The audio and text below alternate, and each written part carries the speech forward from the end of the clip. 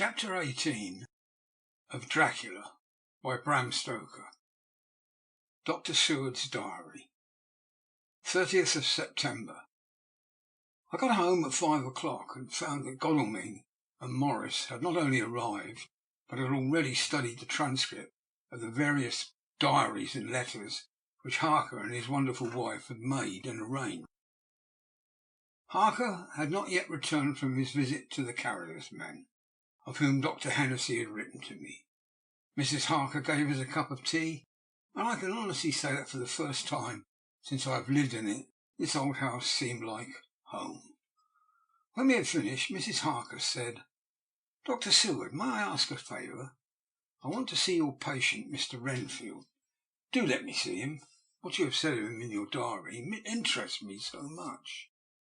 She looked so appealing and so pretty that I could not refuse her. There was no possible reason why I should, so I took her with me. When I went into the room, I told the man that the lady would like to see him, to which he simply answered, "Why?" "She's going through the house and wants to see everyone in it," I answered. "Oh, very well," he said. "Let her come in by all means. Just wait a minute till I tidy up the place." His method of tidying was peculiar. He simply swallowed all the flies and spiders in the boxes before I could stop him. It was quite evident that he feared or was jealous of some interference.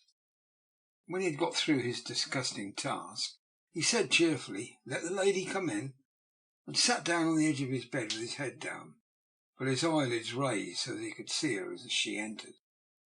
For a moment I thought that he might have some homicidal intent. I remember how quiet he had been before he attacked me in my own study, and I took care to stand where I could seize him at once if he attempted to make a spring at her. She came into the room with an easy gracefulness which would at once command the respect of any lunatic, for easiness is one of the qualities mad people most respect. "Good evening, Mr. Renfield," said she. She walked over to him, smiling pleasantly, and held out her hand. "You see, I know you, for Dr. Seward has told me of you." He made no immediate reply, but eyed her all over intently with a set frown on his face. This look gave way to one of wonder, which merged in doubt. Then, to my intense astonishment, he said, "You're not the girl the doctor wanted to marry, are you? You can't be, you know, for she's dead." Mrs. Harker smiled sweetly as she replied, "Oh no, I have a husband of my own, to whom I was married before I ever saw Dr. Seward, or he me. I am Mrs. Harker." "Then what are you doing here?" "My husband and I are staying on a visit with Dr. Seward." "Then don't stay." "But why not?" I thought that this style of conversation might not be pleasant to Mrs. Harker any more than it was to me, so I joined in. "How did you know I wanted to marry anyone?" His reply was simply contemptuous, given in a pause in which he turned his eyes from Mrs. Harker to me, instantly turning them back again. "What an asinine question!" "I don't see that at all, Mr. Renfield," said Mrs. Harker at once, championing me. He replied to her with as much courtesy and respect as he had shown contempt to me. "You will of course understand, Mrs. Harker, that when a man is so loved and honoured as our host is, everything regarding him is of interest in our little community. Dr. Seward is loved not only by his household and his friends, but even by his patients, who, being some of them hardly in a mental equilibrium, are apt to distort causes and effects. Since I myself have been an inmate of a lunatic asylum, I cannot but notice that the sophistic tendencies of some of its inmates lean towards the errors of non causa and ignoratio elenchi. I positively opened my eyes at this new development. Here was my own pet lunatic, the most pronounced of his type that I ever met with, talking elemental philosophy and with the manner of a polished gentleman. I wonder if it was Mrs. Harker's presence which had touched some chord in his memory, if this new phase was spontaneous, or in any way due to her unconscious influence. She must have some rare gift of power. We continued to talk for some time, and seeing that he was seemingly quite reasonable, she ventured, looking at me questioningly as she began, to lead him to his favourite topic. I was again astonished, for he addressed himself to the question with the impartiality of the completest sanity. He even took himself as an example when he mentioned certain things. Why, I myself am an instance of a man who had a strange belief. Indeed, it was no wonder that my friends were alarmed and insisted on my being put under control. I used to fancy that life was a positive and perpetual entity, and that by consuming a multitude of live things, no matter how low in the scale of creation, one might indefinitely prolong life. At times I held the belief so strongly that I actually tried to take human life. The doctor here will bear me out. On that one occasion I tried to kill him, for the purpose of strengthening my vital powers by the assimilation with my own body of his life through the medium of his blood, relying, of course, upon the scriptural phrase, "For the blood is the life," though indeed the vendor of a certain nostrum has vulgarised the truism to the very point of contempt. Isn't that true, Doctor? I nodded assent, for I was so amazed that I hardly knew what to either think or say. It was hard to imagine that I had seen him eat up his spiders and flies not 5 minutes before. Looking at my watch, I saw that I should go to the station to meet Van Helsing, so I told Mrs. Harker that it was time to leave. She came at once, after saying pleasantly to Miss Renfield, "Good-bye. I hope I may see you often, under auspices pleasanter to yourself." To which, to my astonishment, he replied, "Good-bye, my dear. I pray God I may never see your sweet face again. May he bless and keep you." When I went to the station to meet Van Helsing, I left the boys behind me. Poor Art seemed more cheerful than he had been since Lucy first took ill, and Quincy is more like his own bright self than he has been for many a long day. Van Helsing stepped from the carriage with the eager nimbleness of a boy. He saw me at once and rushed to me, saying, "Ah, friend John, how goes all?" "Well, so I've been busy, for I come here to stay if need be. All affairs are settled with me, and I have much to tell." "Madam Mina is with you?" "Yes." "And her so fine husband? And Arthur and my friend Quincy? They are with you too? Good." As I drove to the house, I told him what had passed, and how my own diary had come to be of some use through Mrs. Harker's suggestion. At which the Professor interrupted me. "Ah, that wonderful Madam Mina! She has a man's brain. A brain that a man should have were he much gifted, and a woman's heart. The good God fashioned her for a purpose, believe me, when he made that so good combination. Friend John, up to now fortune has made that woman of help to us. After tonight she must not have to do with this so terrible affair. Is it not good that she run a risk so great? We men are determined, nay, we are not pledged, to destroy this monster, but it is no part for a woman. Even if she be not harmed, her heart may fail her in so much and so many horrors, and hereafter she may suffer, both in waking from her nerves and in sleep from her dreams. Besides, she's a young woman and not so long married. There may be other things to think of some time, if not now. You tell me she has wrote all, and she must consult with us, but tomorrow she say good-bye to this work, and we go alone." I agreed heartily with him, and I told him what we had found in his absence, that the house which Dracula had bought was the very next one to my own. He was amazed, and great concern seemed to come on him. Oh, that we had known it before, he said, for then we might have reached him in time to save poor Lucy. However, the milk that is spilt cries not out afterwards, as you say. We shall not think of that. Go on our way to the end. Then he fell into a silence that lasted till we entered my own gateway. Before we went to prepare for dinner, he said to Mrs. Harker, "I am told, Madam Mina, by my friend John, that you and your husband have put up in exact order all things that have been, up to this moment." "Not up to this moment, Professor," she said impulsively, "but up to this morning." "But why not up to now? We have seen hitherto how good light and all the things have been made. We have told our secrets, and yet no one who has told is the worse for it. Mrs. Harker began to blush, and taking a paper from her pocket, she said, "Dr. Van Helsing, will you read this, and tell me if it must go in? It is my record of today.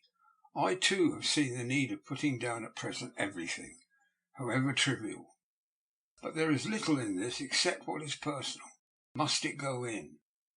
The Professor read it over gravely and handed it back, saying, "It need not go in if you do not wish it, but I pray that it may. It can but make your husband love you the more, and all of us, your friends, more honour to you, as well as more esteem and love." She took it back with another blush and a bright smile. "And so now, up to this very hour, all the records we have are complete and in order. The Professor took away one copy to study after dinner before our meeting, which is fixed for 9 o'clock. The rest of us have already read everything, so when we meet in the study we shall be informed as to facts and can arrange our plan of battle with this terrible and mysterious enemy." Mina Harker's Journal, 30th of September. When we met in Dr. Seward's study 2 hours after the dinner, which had been at 6 o'clock, we unconsciously formed a sort of board or committee. Professor Van Helsing took the head of the table, to which Dr. Seward motioned him as he came into the room. He made me sit next to him on his right, and asked me to act as secretary. Jonathan sat next to me. Opposite us were Lord Godalming, Dr. Seward, and Mr. Morris, Lord Godalming being next to the Professor, and Dr. Seward in the centre. The Professor said, "I may, I suppose, take it that we're all acquainted with the facts that are in these papers." We all expressed assent, and he went on, "And I think it good that I tell you something of the kind of enemy with which we have to deal. I shall then make known to you something of the history of this man, which has been ascertained for me, so we can then discuss how we shall act and can take our measure according. There are such beings as vampires. Some of us have the evidence that they exist, even had we not the proof of our own unhappy experience. The teachings and the records of the past give proof enough for sane people. I admit that the first time I was sceptic, were it not that through long years I have trained myself to keep an open mind. I could not have believed until such time as that fact thundered on my ear. See, I prove. Alas, had I known at the first what I now know, nay, had even guessed at him, one so precious a life would have been spared to many of us who did love her. But that is gone, and we must so work. The other poor souls perish not, whilst we can save. The Nosferatu do not die like the bee when he sting once. He is only stronger, and being stronger, have yet more power to work evil. This vampire, which is amongst us, is of himself so strong in person as 20 men. He is of cunning more than mortal, for his cunning be the growth of ages. He have still the aids of necromancy, which is, as his etymology imply, the divination by the dead, and all the dead that he can come nigh are for him to command. He is brute, and more than brute, he is devil in callous, and the heart of him is not. He can, within limitations, appear at will, where and when, and in any of the forms that are to him. He can, with his range, direct the elements, the storm, the fog, the thunder. He can command the meaner things, the rat, the owl, and the bat, the moth, and the fox, and the wolf. He can grow and become small. He can at times vanish and become unknown. How then are we to begin our strike to destroy him? How shall we find his where? And having found it, how can we destroy? My friends, this is much. It is a terrible task that we undertake, and there may be consequences to make the brave shudder.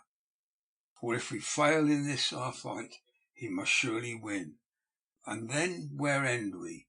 Life is nothings. I heed him not. But to fail here is not mere life or death. It is that we become as him, and that we henceforward become foul things of the night, like him, without heart or conscience. preying on the bodies and the souls of those we love best. To us, forever are the gates of heaven shut, for who shall open them to us again? We go on for all time, abhorred by all, a blot on the face of God's sunshine, an arrow in the side of him who died for man. But we are face to face with duty, and in such case must we shrink. For me, I say no, but then I am old, and life with his sunshine, his fair places, his songs of birds, his music and his love, lie far behind. You others are young. Some have seen sorrow. There are fair days yet in store. What say you? While he was speaking, Jonathan had taken my hand. I feared, oh so much, that the appalling nature of our danger was overcoming him when I saw his hand stretch out. But it was life to me to feel its touch, so strong, so self-reliant, so resolute. A brave man's hand can speak for itself. It does not even need a woman's love to hear its music. When the Professor had done speaking, my husband looked at my eyes, and I in his. There was no need for speaking between us. I answer for Mina and myself, he said. Count me in, Professor, said Mr. Quincy Morris, laconically as usual.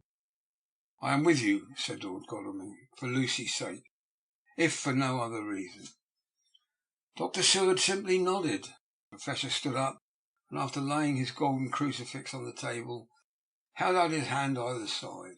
I took his right hand, Lord Godalming his left.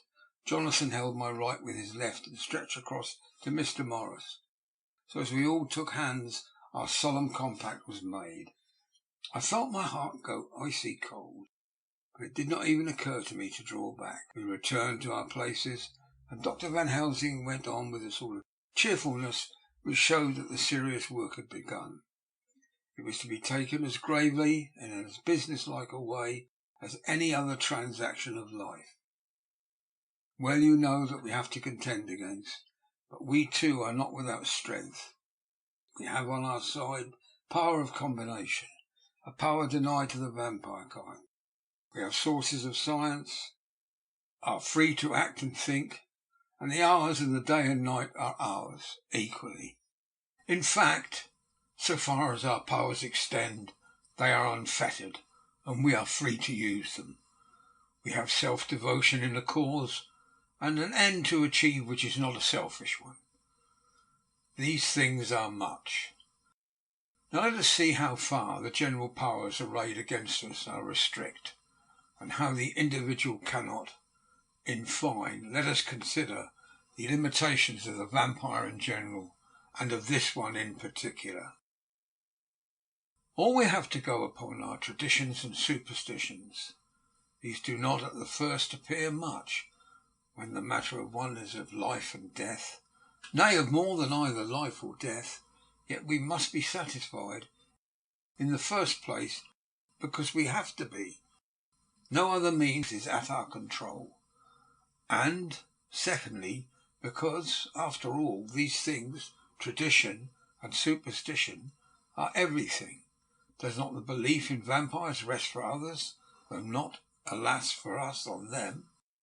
A year ago, which of us would have received such a possibility in the midst of our scientific and sceptical matter-of-fact 19th century? We even scouted in a belief what we saw justified under our own very eyes. Take it then that the vampire and the belief in his limitations and his cure rest for the moment on the same base. For let me tell you, he is known everywhere that men have been.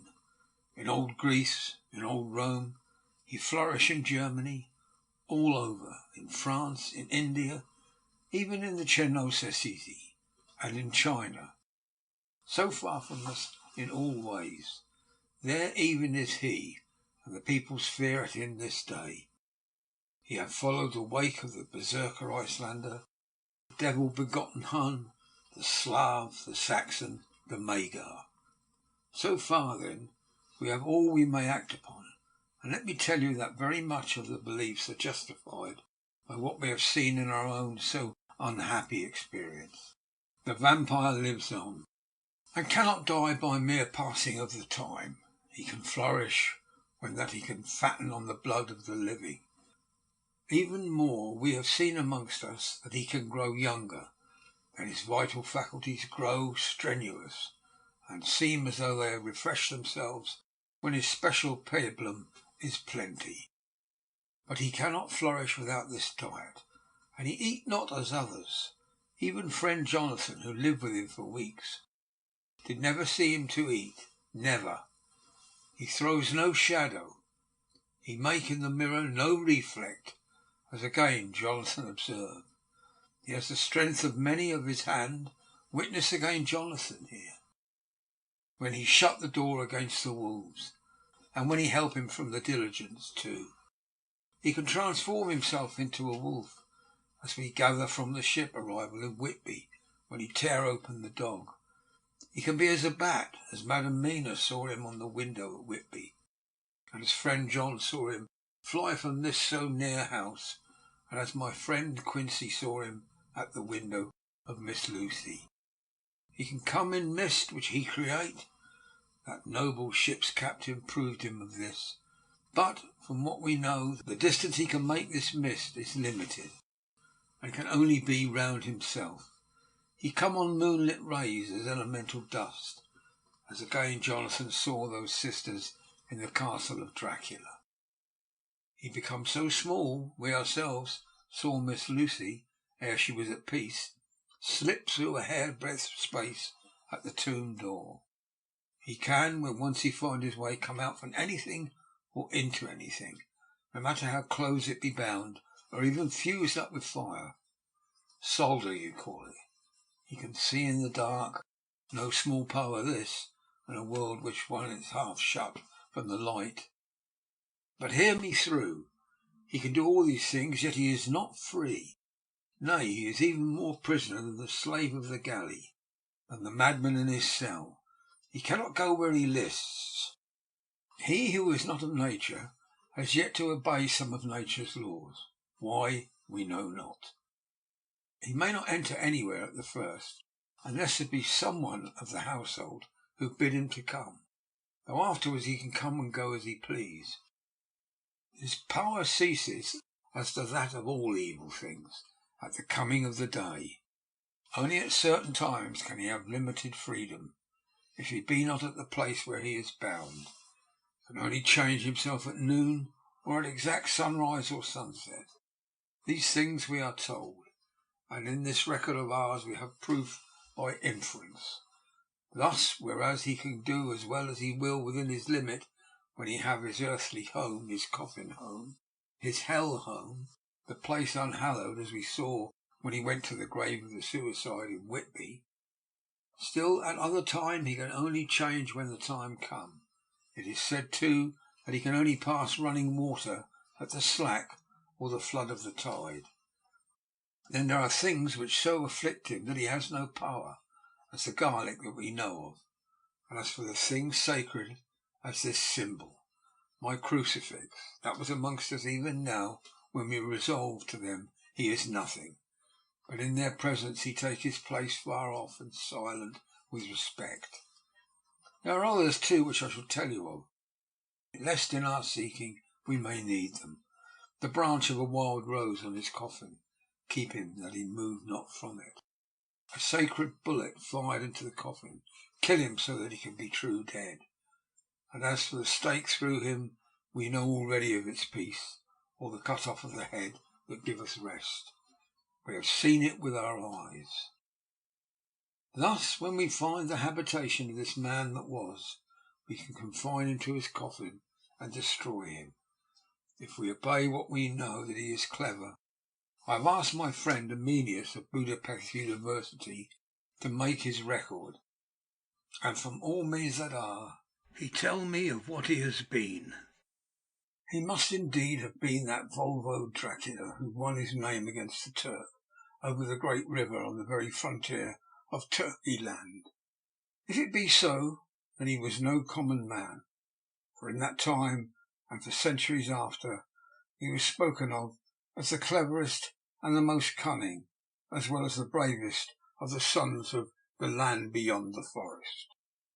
That mighty brain and iron resolution went with him to his grave, and even now are arrayed against us. The Draculas were, says Arminius, a great and noble race. Now and again there were scions who were held by their covials to have dealings with the evil one. They learned his secrets in the Shalomance, among the mountains over Lake Hermannstadt, where the devil claims the 10th scholar as his due, in the records of such words as Stragotia, witch, Ordog, and Poco, Satan and hell. And in one manuscript this very Dracula is spoken of as a vampire, which we all understand too well. There have been from the loins of this very one great man and good woman, and their graves made sacred the earth, where alone this foulness can dwell. For it is not the least of its terrors that this evil thing is rooted deep in all good. In the soil, barren of holy memories, it cannot rest. Whilst they were talking, Mr. Morris was looking steadily at the window, and he now got up quietly and went out of the room. There was a little pause, and then the Professor went on. And now we must settle what we do. We have here much data, and we must proceed to lay out our campaign. We know from the inquiry of Jonathan that from the castle to Whitby came 50 boxes of earth, all of which were delivered at Carfax. We also know that at least some of these boxes have been removed, and it seems to me that our first step should be to ascertain whether all the rest remain in the house, beyond that wall where we look today, or whether any more have been removed. If the latter, we must trace. Here we were interrupted in a very startling way. Outside of the house came the sound of a pistol shot. The glass of the window was shattered with a bullet, which, ricocheting from the top of the embrasure, struck the far wall of the room. I am afraid I am at heart a coward, for I shrieked out. The men all jumped to their feet. Lord Godalming flew over to the window and threw up the sash. As he did so, we heard Mr. Morris's voice without. "Sorry, I fear I've alarmed you. I should come in and tell you about it." A minute later he came in and said, "That was an idiotic thing for me to do, and I ask your pardon, Mrs. Harker, most sincerely. I fear I must have frightened you terribly. But the fact is, whilst the Professor was talking, there came a big bat and sat on the window-sill. Got such a horror of the damned brutes from recent events, I cannot stand them, and I went out to have a shot, as I have been doing late of evenings whenever I have seen one. You used to laugh at me for it then, Art." "Did you hit it?" asked Dr. Van Helsing. "I don't know. I fancy not, for it flew away into the wood." Without saying any more, he took his seat, and the Professor began to resume his statement. "We must trace each of these boxes, and when we are ready, we must either capture or kill this monster in his lair, or we must, so to speak, sterilize the earth, so that no more he can seek safety in it. Thus, in the end, we may find him in his form of a man between the hours of noon and sunset, and so engage with him when he is at his most weak. And now for you, Madam Mina. This night is the end until all be well. You are too precious to have such a risk. When we part tonight, you no more must question. We shall tell you all in good time. We are men and able to bear, but you must be our star and our hope, and we shall act all the more free that you are not in the danger, such as we are." All the men, even Jonathan, seemed relieved, but it did not seem to me good that they should brave danger, and perhaps lessen their safety, strength being the best safety, through care of me. But their minds were made up, and though it was a bitter pill for me to swallow, it saved nothing save to accept their chivalrous care of me. Mr. Morris resumed the discussion. "And there is no time to lose. I vote we have a look at this house right now. Time is everything with him, and swift action on our part may save another victim." I own that my heart began to fail me when the time for action came so close, but I did not say anything, for I had a greater fear that if I appeared to be a drag or a hindrance to their work, they might even leave me out of their counsels altogether. They have now gone off to Carfax with means to get into the house. Man like they have told me to go to bed and sleep, as if a woman can sleep when those she loves are in danger. I shall lie down and pretend to sleep, lest Jonathan have added anxiety about me when he returns. Dr. Seward's Diary. 1st of October, 4 a.m. Just as we were about to leave the house, an urgent message was brought to me from Renfield to know if I would see him at once, as he had something of the utmost importance to say to me. I told the messenger to say that I would attend to his wishes in the morning. I was busy just at the moment. The attendant added, "He seems very importunate, sir. I have never seen him so eager. Don't know about what. If you don't see him soon, he will have one of his violent fits." I knew the man would not have said this without some cause, so I said, "All right, I'll go now," and asked the others to wait a few minutes for me, as I had to go and see my patient. "Take me with you, friend John," said the Professor. "This case in your diary interests me much, and it had bearing too, now and again, in our case. I should like very much to see him, and especially when his mind is disturbed." "May I come also?" asked Lord Godalming. "Me too," said Quincy Morris. "May I come?" said Harker. I nodded, and we all went down the passage together. We found him in a state of considerable excitement, but far more rational in his speech and manner than I had ever seen him. There was an unusual understanding of himself, which was unlike anything I have met with in a lunatic, and he took it for granted that his reasons would prevail with the others, entirely sane. We all four went into the room, but none of the others at first said anything. His request was that I would at once release him from the asylum and send him home. This he backed up with arguments regarding his complete recovery, and adduced his own existing sanity. "Appeal to your friends," he said. "They will perhaps not mind sitting in judgment on my case. By the way, you have not introduced me." I was so much astonished at the oddness of introducing a madman in an asylum did not strike me at the moment, and besides, there was a certain dignity in the man's manner, so much of the habit of equality, that I at once made the introduction. Lord Godalming, Professor Van Helsing, Mr. Quincy Morris of Texas, Mr. Renfield. He shook hands with each of them, saying in turn, "Lord Godalming, I have the honour of seconding your father at the Wyndham. I grieve to know, by your holding the title, that he is no more. He was a man loved and honoured by all who knew him, and in his youth was, I have heard, the inventor of a burnt rum punch much patronised on Derby night. Mr. Morris, you should be proud of your great state. Its reception into the Union was a precedent which may have far-reaching effects hereafter, when the Pole and the Tropics may hold alliance to the Stars and Stripes. The power of treaty may yet prove a vast engine of enlargement, when the Monroe Doctrine takes its place at a political table. What shall any man say of his pleasure at meeting Van Helsing? Sir, I make no apology for dropping all forms of conventional prefix. When an individual has revolutionized therapeutics by his discovery of the continuous evolution of brain matter, conventional forms are unfitting, since they would seem to limit him to one of a class.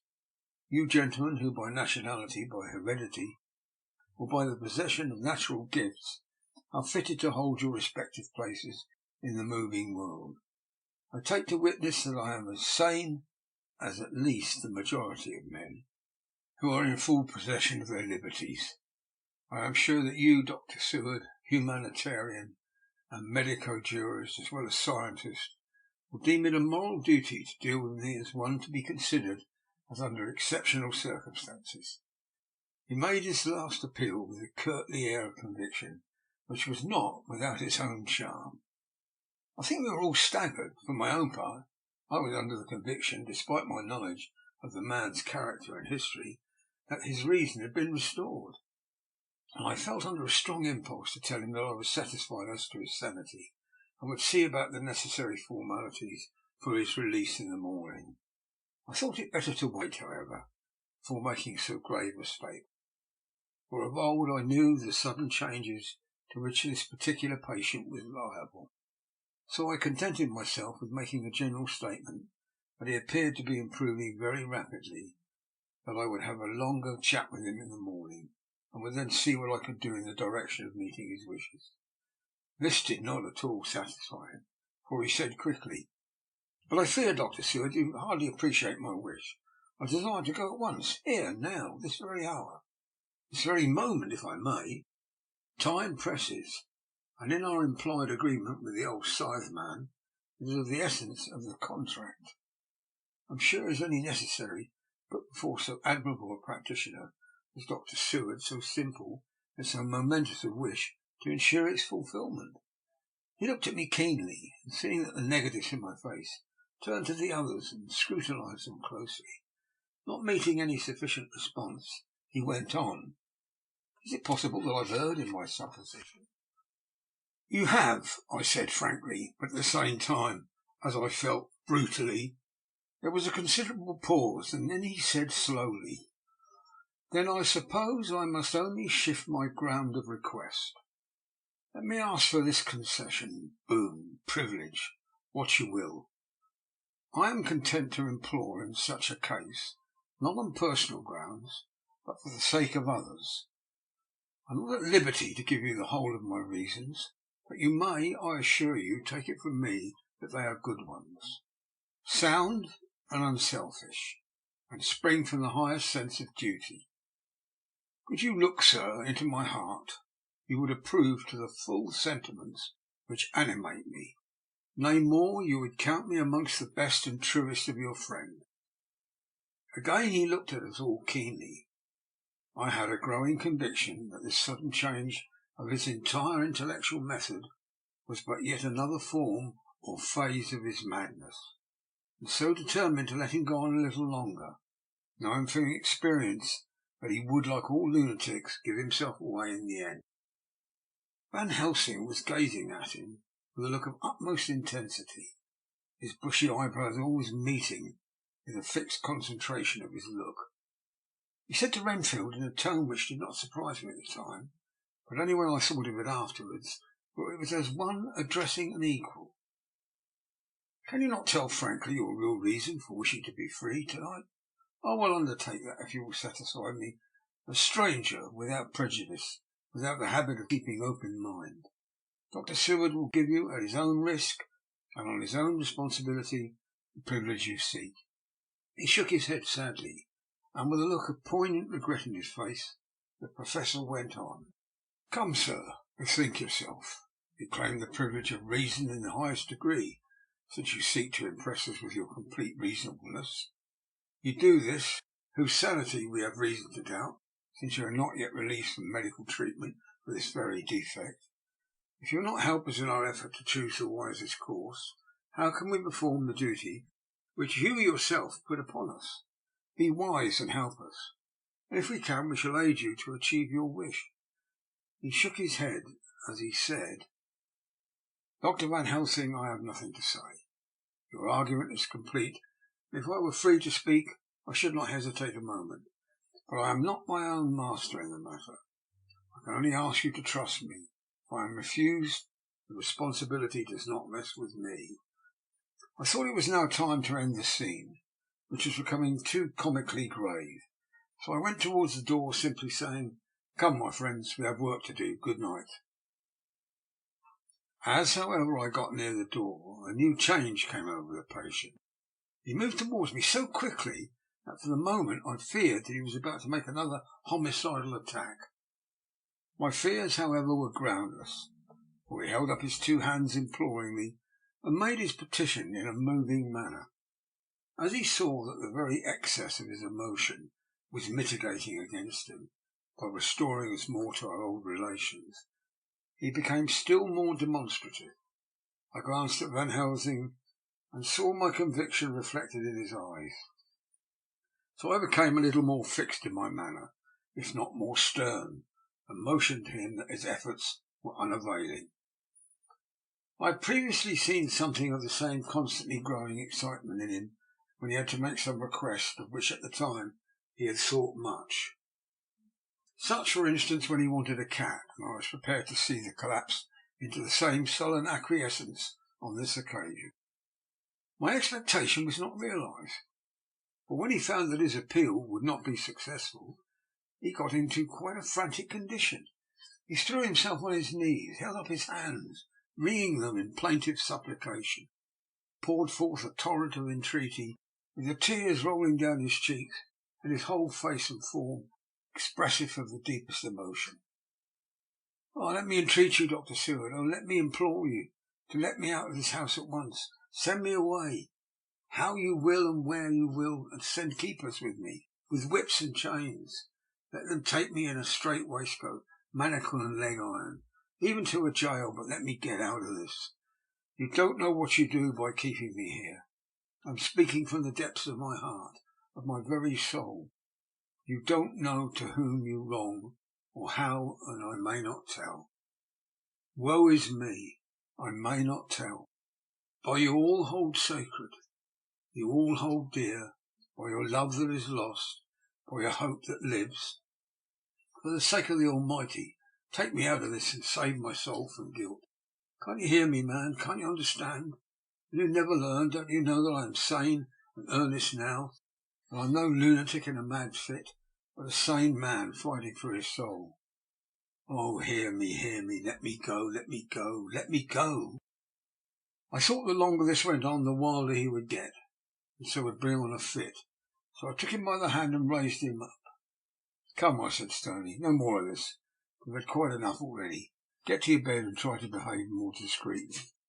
He suddenly stopped and looked at me intensely for several moments, and then, without a word, he rose and, moving over, sat down on the side of the bed. The collapse had come, as on former occasions, just as I had expected.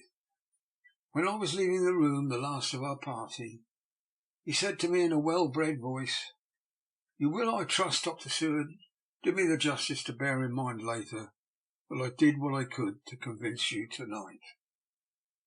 End of chapter 18.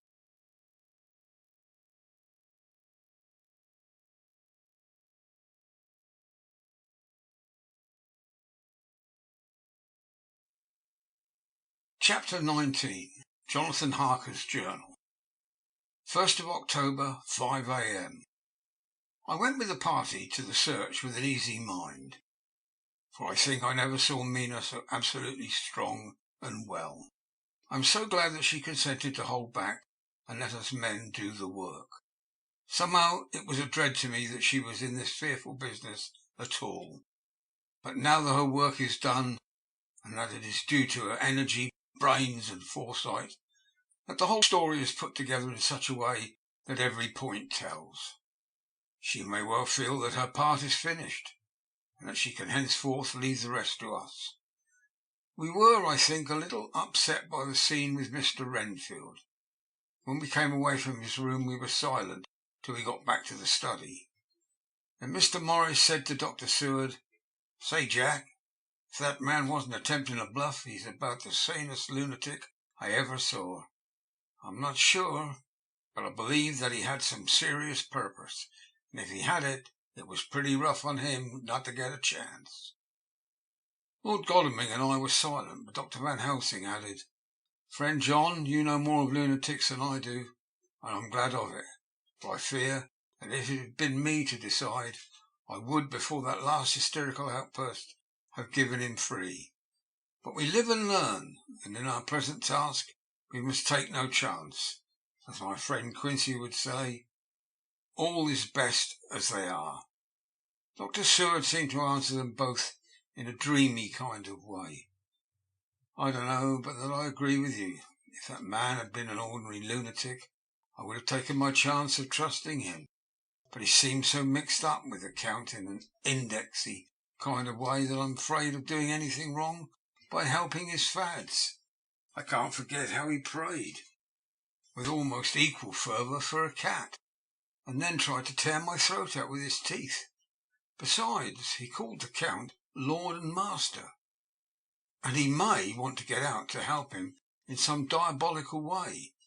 The horrid thing is the wolves and the rats and his own kind to help, so I suppose he isn't above trying to use a respectable lunatic. He certainly seemed to be in earnest, though. I only hope we have done what is best. These things, in conjunction with the wild work we have in hand, help to unnerve a man." The Professor stepped over and, laying his hand on his shoulder, said in his grave, kindly way, "Friend John, have no fear. We are trying to do our duty in a very sad and terrible case. We can only do as we deem best. What else have we to hope for, except the pity of the good God?" Lord Godalming had slipped away for a few minutes, but now he returned. He held up a little silver whistle as he remarked, "That old place may be full of rats, and if so, I've got an antidote on call." Having passed the wall, we took our way into the house, taking care to keep in the shadows of the trees on the lawn when the moonlight shone out. When we got to the porch, the Professor opened his bag and took out a lot of things, which he laid on the step, sorting them into 4 little groups, evidently one for each. Then he spoke. "My friends, we are going into a terrible danger, and we need the arms of many kinds. Our enemy is not merely spiritual. Remember that he has the strength of 20 men. And though our necks and our windpipes are of the common kind, and therefore breakable or crushable, his are not amenable to mere strength. A stronger man, or body of men more strong in all of him, can at certain times hold him, but they cannot hurt him as we can be hurt by him. We must therefore guard ourselves from his touch. Keep this near your heart." As he spoke, he lifted a little silver crucifix and held it out to me, I being nearest to him. "Put these flowers round your neck," and he handed me a wreath of withered garlic blossoms. For other enemies more mundane, this revolver and this knife, and for aid in all, these so small electric lamps which you can fasten to your breast, and for all and above and all the last, this, which we must not desecrate needless. It was a portion of a sacred wafer, which he put in an envelope and handed to me. Each of the others was similarly equipped. "Now," he said, "Friend John, where are the skeleton keys? So that we can open the door, we need not break house by the window, as before at Miss Lucy's." Dr. Seward tried 1 or 2 skeleton keys, his mechanical dexterity as a surgeon standing him in good stead. Presently he got one to suit. After a little play back and forward, the bolt yielded with a rusty clang, and shot back. We pressed on the door, the rusty hinges creaked, and it slowly opened. It was startlingly like the image conveyed to me in Dr. Seward's diary of the opening of Miss Westenra's tomb. I fancy that the same idea seemed to strike the others, for with one accord they shrank back. The Professor was the first to move, and stepped into the door. "In manus tuus domine," he said, crossing himself as he passed over the threshold. We closed the door behind us, lest when we should have lit our lamps we should possibly attract attention from the road. The Professor carefully tried the lock, lest we might not be able to open it from within, should we be in a hurry making our exit. Then we all lit our lamps and proceeded on our search. The light from the tiny lamps fell on all sorts of odd forms as the rays crossed each other, or the opacity of our bodies threw great shadows. I could not for my life get away from the feeling there was someone else amongst us. I suppose it was the recollection so powerfully brought home to me by the grim surroundings of that terrible experience in Transylvania. I think the feeling was common to us all, for I noticed that the others kept looking over their shoulders at every sound and every new shadow, just as I felt myself doing. The whole place was thick with dust. The floor was seemingly inches deep, except where there were recent footsteps, in which, on holding down my lamp, I could see the marks of hobnails where the dust was cracked. The walls were fluffy and heavy with dust, and in the corners were masses of spiders' webs, whereupon the dust had gathered till they looked like old tattered rags, as the weight of them had torn them partly down. On a table in the hall was a great bunch of keys, with time yellowed label on each. They had been used several times. On the table were several similar rents in the blanket of dust, similar to that exposed when the Professor lifted them. He turned to me and said, "You know this place, Jonathan. You have copied maps of it. You know at least more than we do. Which is the way to the chapel?" I had an idea of its direction, though on my former visit I had not been able to get admission to it. I led the way, and after a few wrong turnings found myself opposite a low arched oaken door, ribbed with iron bands. "This is the spot," said the Professor, as he turned his lamp on a small map of the house, copied from a file of my original correspondence regarding the purchase. With a little trouble we found the key on the bunch and opened the door. We were prepared for some unpleasantness, for as we were opening the door, a faint malodorous air seemed to exhale through the gaps, but none of us ever expected such an odour as we encountered. None of the others had met the Count at all at close quarters, and when I had seen him he was either in the fasting stage of his existence in his rooms, or when he was gloated with fresh blood. In a ruined building, open to the air, but here the place was small and close, and the long disuse had made the air stagnant and foul. There was an earthy smell, as if some dry miasma which came through the fouler air. But as to the odour itself, how shall I describe it? It was not alone that it was composed of all the ills of mortality, and with the pungent, acrid smell of blood, but it seemed as though corruption had become itself corrupt. Faugh! It sickens me to think of it. Every breath exhaled by that monster seemed to have clung to the place and intensified its loathsomeness. Under ordinary circumstances, such a stench would have brought our enterprise to an end. But this was no ordinary case, and the high and terrible purpose in which we were involved gave us a strength which rose above merely physical considerations. After the involuntary shrinking consequent of the first nauseous whiff, we one and all set about our work, as though that loathsome place were a garden of roses. We made an accurate examination of the place, the Professor saying as we began, "The first thing is to see how many of the boxes are left. We must then examine every hole and corner and cranny, and see if we cannot get some clue as to what has become of the rest." A glance was sufficient to show how many remained, for the earth chests were bulky, and there was no mistaking them. There were only 29 left out of the 50. Once I got a fright, for seeing Lord Godalming suddenly turn and look out of the vaulted door into the dark passage beyond, I looked too, and for an instant my heart stood still. Somewhere, looking out from the shadow, I seemed to see the high lights of the Count's evil face, the ridge of the nose, the red eyes, the red lips, the awful pallor.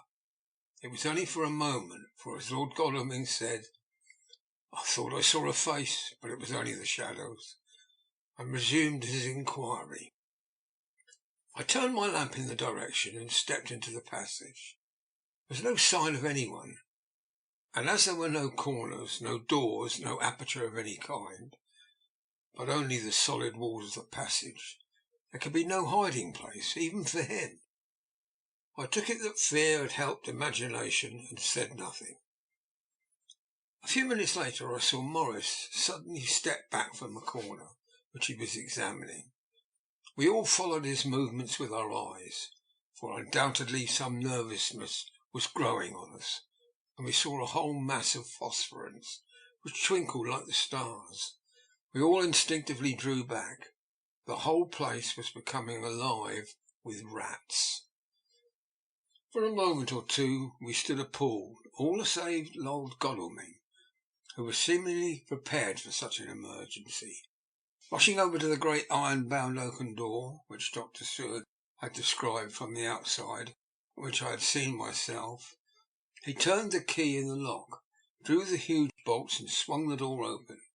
Then, taking out his little silver whistle from his pocket, he blew a low, shrill call. It was answered from behind Dr. Seward's house by the yelping of dogs, and after about a minute 3 terriers came dashing around the corner of the house. Unconsciously we had all moved towards the door, and as we moved I noticed that the dust had been much disturbed. The boxes which had been taken out had been brought this way, but even in the minute that had elapsed the number of rats had vastly increased. They seemed to swarm over the place all at once, till the lamplight shining on their moving dark bodies and glittering baleful eyes made the place look like a bank of earth set with fireflies. The dogs dashed on, but at the threshold suddenly stopped and snarled, and then, simultaneously lifting their noses, began to howl in the most lugubrious fashion. The rats were multiplying in thousands, and we moved out. Lord Godalming lifted one of the dogs and, carrying him in, placed him on the floor. The instant his feet touched the ground he seemed to recover his courage, and rushed at his natural enemies. They fled before him so fast that before he had shaken the life out of a score, the other dogs, who had now been lifted in the same manner, had but small prey ere the whole mass had vanished. With their going it seemed as if some evil presence had departed, for the dogs frisked about and barked merrily as they made sudden darts at their prostrate foes, turning them over and over, and tossed them into the air with vicious shakes. We all seemed to find our spirits rise, whether it was the purifying of the deadly atmosphere by the opening of the chapel door, or the relief which we experienced by finding ourselves in the open, I know not. But most certainly the shadow of dread seemed to slip from us like a robe, and the occasion of our coming lost something of its grim significance, though we did not slacken a whit in our resolution. We closed the outer door and barred and locked it, and bringing the dogs with us began our search of the house. We found nothing throughout except dust in extraordinary proportions, and all untouched, save for my own footsteps when I had made my first visit. Never once did the dogs exhibit any symptom of uneasiness, and even when we returned to the chapel they frisked about as though they had been rabbit hunting in a summer wood. The morning was quickening in the east, and when we emerged from the front, Dr. Van Helsing had taken the key of the hall door from the bunch, locked the door in orthodox fashion, putting the key into his pocket when he had done. "So far," he said, "our night has been eminently successful. No harm has come to us, such as I feared might be, and yet we have ascertained how many boxes are missing.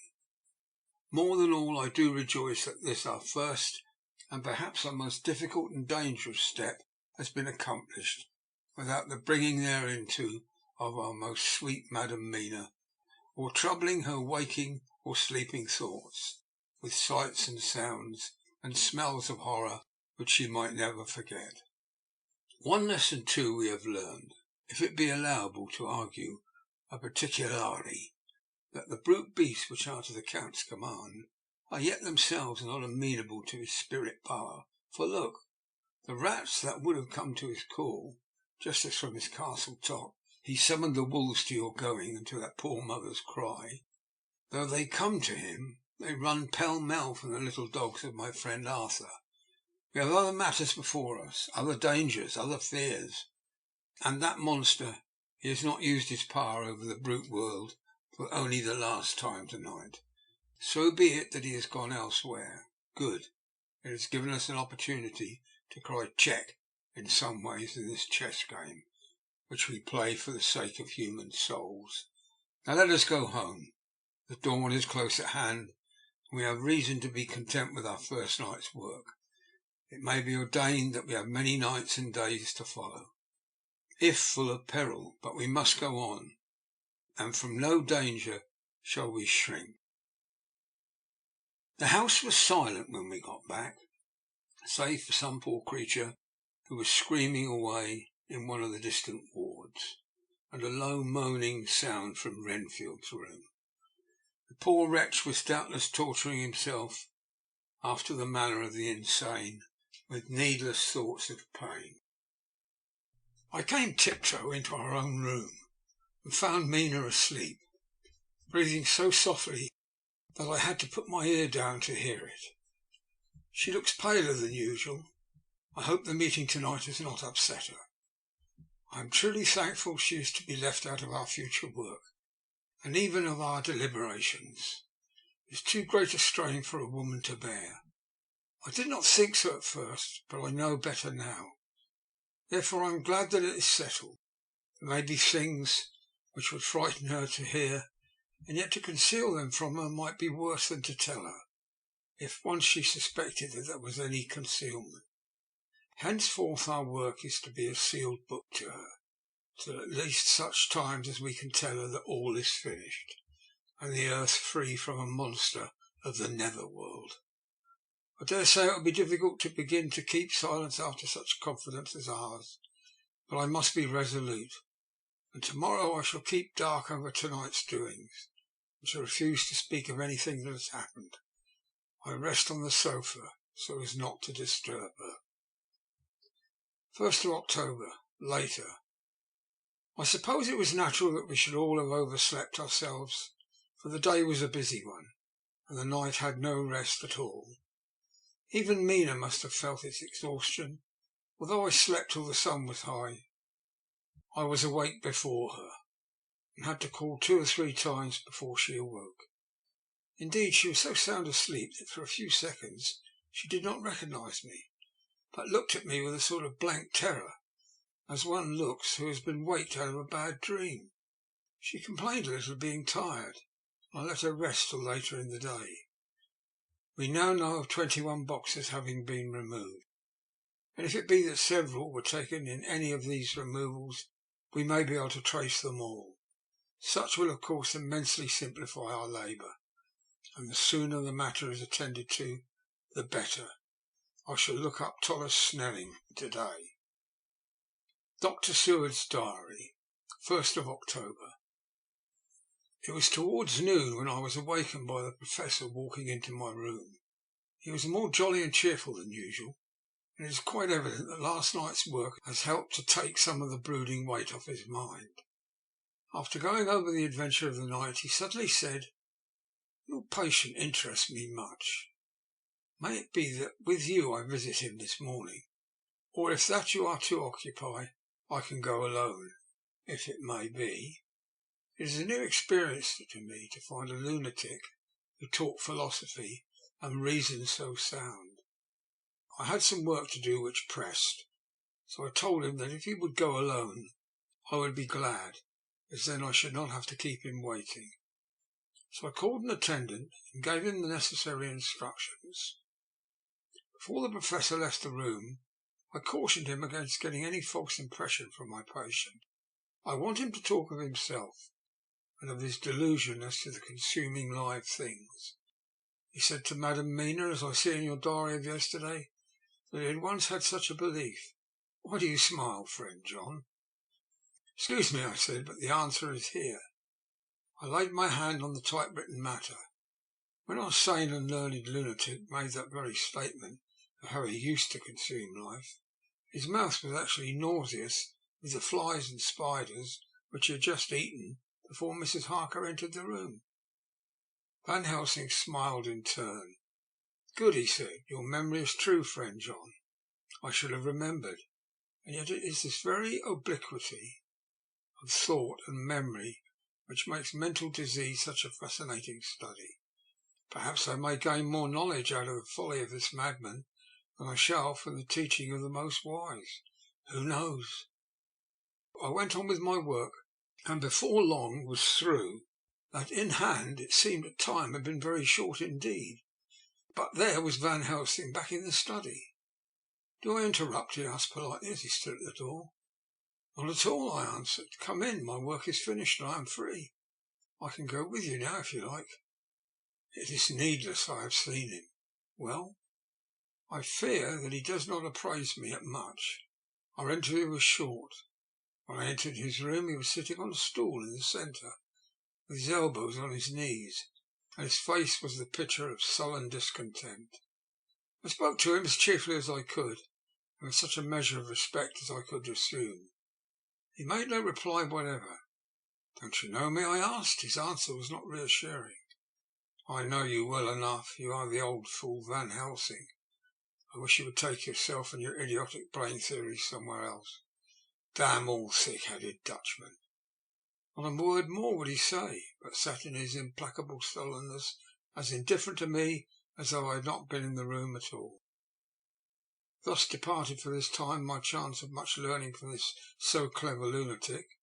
So shall I go, if I may, and cheer myself up with a few happy words for that sweet soul, Madam Mina. Friend John, it does rejoice me unspeakable that she is no more to be pained, no more to be worried with our terrible things. Though we shall miss her help, it is better so. I agree with you with all my heart, I answered earnestly, for I did not want him to weaken in this matter. Mrs. Harker is best out of it. Things are quite bad enough for us, all men of the world, and who have been in many tight places in our time. But this is no place for a woman, and if she has remained in touch with the affair, it would in time infallibly have wrecked her. So Van Helsing has gone to confer with Mrs. Harker, and Harker, Quincy and Art are all out following up the clues as to the earth boxes. I shall finish my round of work and we shall meet tonight. Mina Harker's Journal, 1st of October. It is strange for me to be kept in the dark as I am today, after Jonathan's full confidence for so many years, to see him manifestly avoid certain matters, and those the most vital of all. This morning I slept late after the fatigues of yesterday, and though Jonathan was late too, he was earlier. He spoke to me before he went out, never more sweetly or tenderly, but never mentioned a word of what had happened in the visit to the Count's house. And yet he must have known how terribly anxious I was. Poor dear fellow. I suppose it must have distressed him even more than it did me. They all agreed that it was best that I should not be drawn further into this work, and I acquiesced. But to think that he keeps anything from me, and now I'm crying like a silly fool, when I know it comes from my husband's great love, and from the good wishes of those other strong men. That has done me good. Well, some day Jonathan will tell me all, and lest it should ever be that he should think for a moment that I kept anything from him, I still keep my journal as usual. Then if he has feared of my trust, I shall show it to him, with every thought of my heart put down for his dear eyes to read. I feel strangely sad and low-spirited today. I suppose it's a reaction from the terrible excitement. Last night I went to bed when the men had gone, simply because they told me to. I didn't feel sleepy. I didn't feel full of devouring anxiety. I kept thinking over everything that has been ever since Jonathan came to see me in London, and it all seems like a horrible tragedy, with fate pressing on relentlessly to some destined end. Everything that one does seems, no matter how right it may be, bring on the very thing which is the most to be deplored. If I hadn't gone to Whitby, perhaps poor dear Lucy would still be with us now. She hadn't taken to visiting the churchyard till I came. If she hadn't come there in the daytime with me, she wouldn't have walked there in her sleep. If she hadn't gone there at night and asleep, that monster couldn't have destroyed her as he did. Oh, why did I ever go to Whitby? There now, crying again. I wonder what has come over me. I must hide it from Jonathan, for if he knew that I'd been crying twice in one morning, I, who never cried on my own account, and whom it has never caused to shed a tear, the dear fellow would fret his heart out. I shall put on a bold face. If I do feel weepy, he shall never see it. I suppose it's one of the lessons that we poor women have to learn. I can't quite remember how I fell asleep last night. I remember hearing the sudden barking of dogs, and a lot of queer sounds like praying on a very tumultuous scale, from Mr. Renfield's room, which is somewhere under this. And there was silence over everything, silence so profound that it startled me. I got up and looked out of the window. All was dark and silent, the black shadows thrown by the moonlight seeming full of a silent mystery of their own. Not a thing seemed to be stirring, but all to be grim and fixed as death or fate, so that in a thin streak of white mist that crept with almost imperceptible slowness across the grass towards the house, seemed to have a sentience and a vitality of its own. I think that the digression of my thoughts must have done me good, for when I got back to bed, I found a lethargy creeping over me. I lay a while, but could not quite sleep, so I got up and looked out of the window again. The mist was spreading. I was now close up to the house, so that I could see it lying thick against the wall, as though it was stealing up to the windows. The poor man was more loud than ever, and though I could not distinguish a word he said, I could in some way recognise his tones, some passionate entreaty on his part. Then there was the sound of a struggle, and I knew that the attendants were dealing with him. I was so frightened that I crept into bed and pulled the clothes up over my head, putting my fingers in my ears. I was not then a bit sleepy, at least so I thought, but I must have fallen asleep, for except dreams, I didn't remember anything until morning, when Jonathan woke me. I think that it took me an effort and a little time to realise where I was, and that it was Jonathan who was bending over me. My dream was very peculiar. It was almost typical of the way that waking thoughts become merged in or continued in dreams. I lay a while, but could not quite sleep, so I got out and looked out of the window again. The mist was spreading, and was now close up to the house, so that I could see it lying thick against the wall, as though it was stealing up to the windows. The poor man was more loud than ever, and though I could not distinguish a word he said, I could in some way recognise his tones, some passionate entreaty on his part. Then there was the sound of a struggle, and I knew that the attendants were dealing with him. I was so frightened that I crept into bed and pulled the clothes over my head, putting my fingers in my ears. I was not then a bit sleepy, at least so I thought, but I must have fallen asleep, except for dreams. I do not remember anything until the morning, when Jonathan woke me. I think that it took me an effort and quite a little time to realise where I was, and that it was Jonathan who was bending over me. My dream was very peculiar, almost typical of the way that waking thoughts become merged in or continued in dreams. I thought that I was asleep and waiting for Jonathan to come back. I was very anxious about him, and I was powerless to act. My feet and my hands, my brain were weighted so that nothing could proceed at the usual pace, and so I slept uneasily and thought. Then it began to dawn upon me that the air was heavy and dank and cold. I put back the clothes from my face, and found to my surprise that all was dim around. The gaslight which I had left lit for Jonathan, but turned down, came only like a tiny red spark through the fog, which had evidently grown thicker and poured into the room. Then it occurred to me that I had shut the window before I had come to bed.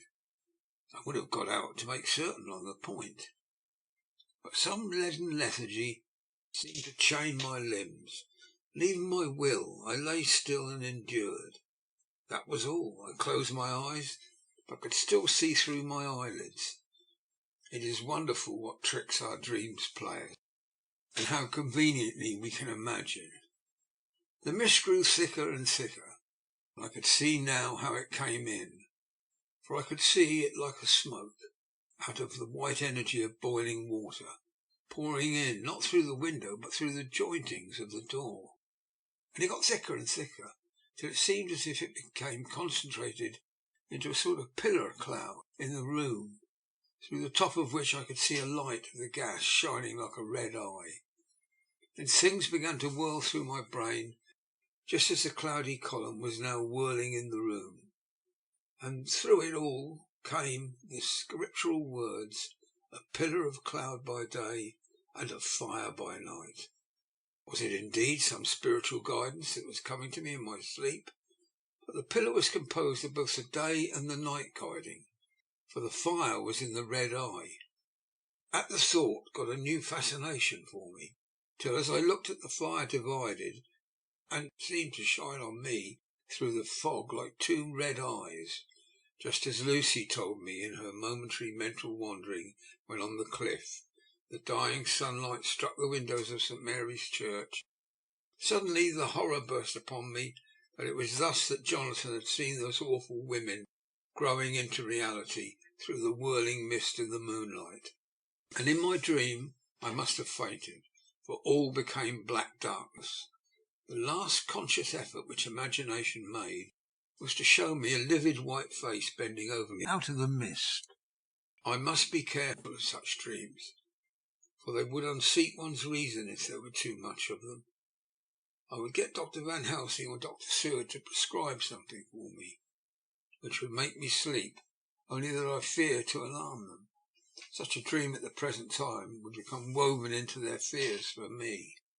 Tonight I shall strive hard to sleep naturally. If I do not, I shall tomorrow night get them to give me a dose of chloral. That cannot hurt me for once, and it will give me a good night's sleep. Last night tired me more than if I had not slept at all. 2nd of October, 10 p.m. Last night I slept, but did not dream. I must have slept soundly, for I was not waked by Jonathan coming to bed. The sleep had not refreshed me, for today I feel terribly weak and spiritless. I spent all yesterday trying to read or lying down dozing. In the afternoon, Mr. Renfield asked if he might see me. Poor man, he was very gentle, and when I came away he kissed my hand and bade God bless me. Some way it affected me much. I am crying when I think of him. This is a new weakness of which I must be careful. Jonathan would be miserable if he knew I'd been crying. He and the others were out till dinner time, and they all came in tired. I did what I could to brighten them up, and I suppose that the effort did me good, for I forgot how tired I was. After dinner they sent me to bed, and all went off to smoke together, as they said. But I knew that they wanted to tell each other what had occurred to each during the day.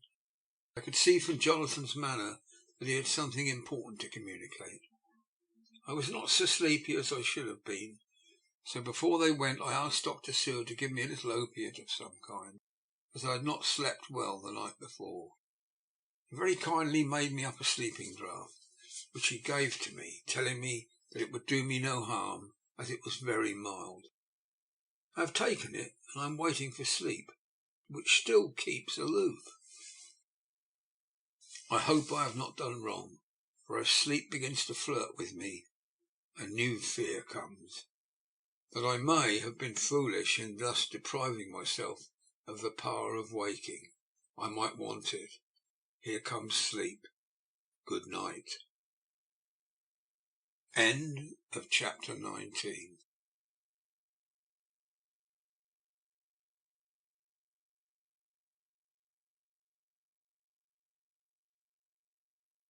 Chapter 20. Jonathan Harker's Journal. 1st of October, evening. I found Thomas Snelling in his house at Bethnal Green, but unhappily he was not in a condition to remember anything.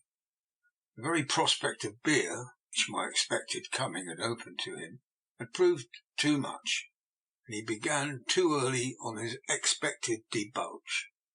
I learned, however, from his wife, who seemed a decent poor soul, that he was only the assistant to Smollett, who, of the two mates, was the responsible person. So off I drove to Walworth, and found Mr. Joseph Smollett at home, and in his shirt sleeves, taking a late tea out of a saucer. He's a decent, intelligent fellow, distinctly a good, reliable type of workman, and with a headpiece of his own. He remembered all about the incident from the boxes, from a wonderful dog-eared notebook which he produced for some mysterious receptacle about the seat of his trousers, and which had hieroglyphical entries in thick, half-obliterated pencil. He gave me the destinations of the boxes. There were, he said, 6 in the cartload, which he took from Carfax, and left at 197 Chicksand Street, Mile End, Newtown, and another 6 which he deposited at Jamaica Lane, Bermondsey. If then the Count meant to scatter these ghastly refuges of his over London, these places were chosen at the first of delivery, so that later he might distribute more fully. The systematic manner in which this was done made me think that he could not mean to confine himself to two sides of London. He was now fixed on the far east of the northern shore, on the east of the southern shore, and on the south. The north and west were surely never meant to be left out of his diabolical scheme, let alone the city itself in the very heart of fashionable London in the south-west and west. I went back to Smollett and asked him if he could tell us if any other boxes had been taken from Carfax. He replied, "Well, governor, you treated me very handsome. I'd given him half a sovereign, and I'll tell you all I know. I heard a man by the name of Bloxham say 4 nights ago, in the Hare and Hounds, in Pincher's Alley, as though he'd had his mate and done a rare dusty job in an old house at Perfect. There ain't many such jobs in this here, and I'm thinking that maybe Sam Bloxham could tell you something." I asked him if he could tell me where to find him. I told him that if he could get me the address, it would be worth another half sovereign to him. So he gulped down the rest of his tea and stood up, saying that he was going to begin the search then and there. At the door he stopped and said, "Look here, governor, there ain't no sense in me keeping you here. I may find Sam soon, or I mayn't. But anyway, he ain't like to be in a way to tell you much to-night. Sam is a rare one, and when he starts on the booze, you can give me an envelope with a stamp on it, and put your address on it. I'll find out where Sam is to be found, and post it to ye to-night. Maybe you won't catch him, for Sam gets off main early. Never mind the booze the night before." This was all practical, so one of the children went off with a penny, buy an envelope and a sheet of paper, and to keep the change. When she came back, I addressed the envelope and stamped it, and when Smollett had again faithfully promised to post the address when found, I took my way home. We are on the track, anyhow. I'm tired tonight. I want to sleep. Mina is fast asleep, and looks a little too pale. Her eyes look as though she had been crying, poor dear. I have no doubt it frets her to be kept in the dark, and it may make her doubly anxious about me and the others. But it is best as it is.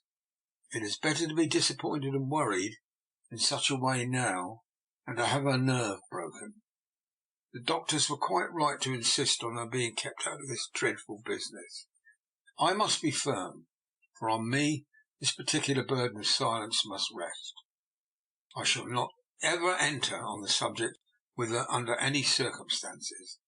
Indeed, it may not be a hard task after all, for she herself has become reticent on the subject, and has not spoken of the Count or his doings ever since we told her of our decision.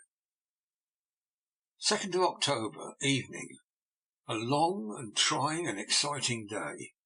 By the first post I got my director's envelope with a dirty scrap of paper enclosed, on which was written with a carpenter's pencil in a sprawling hand, "Sam Bloxham, Corcran's, 4 Porter's Court, Bartle Street, Walworth.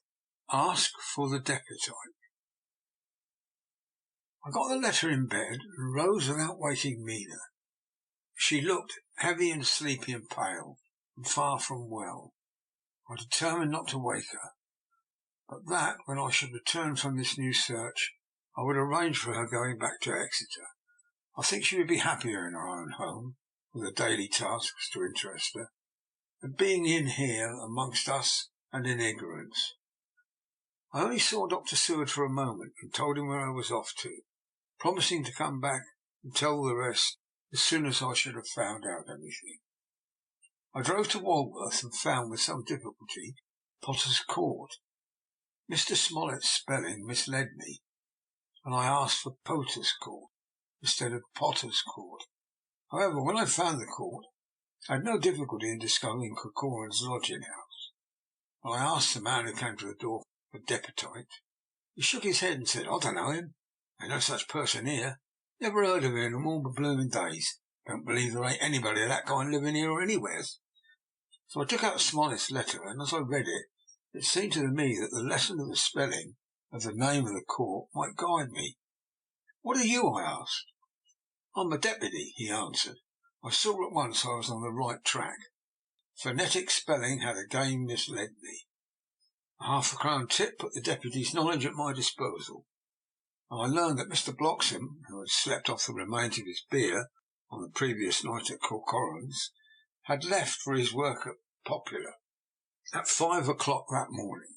He could not tell me where the place of work was situated, but he had a vague idea that it was some kind of new-fangled warehouse, and with this slender clue I had to start for Popular.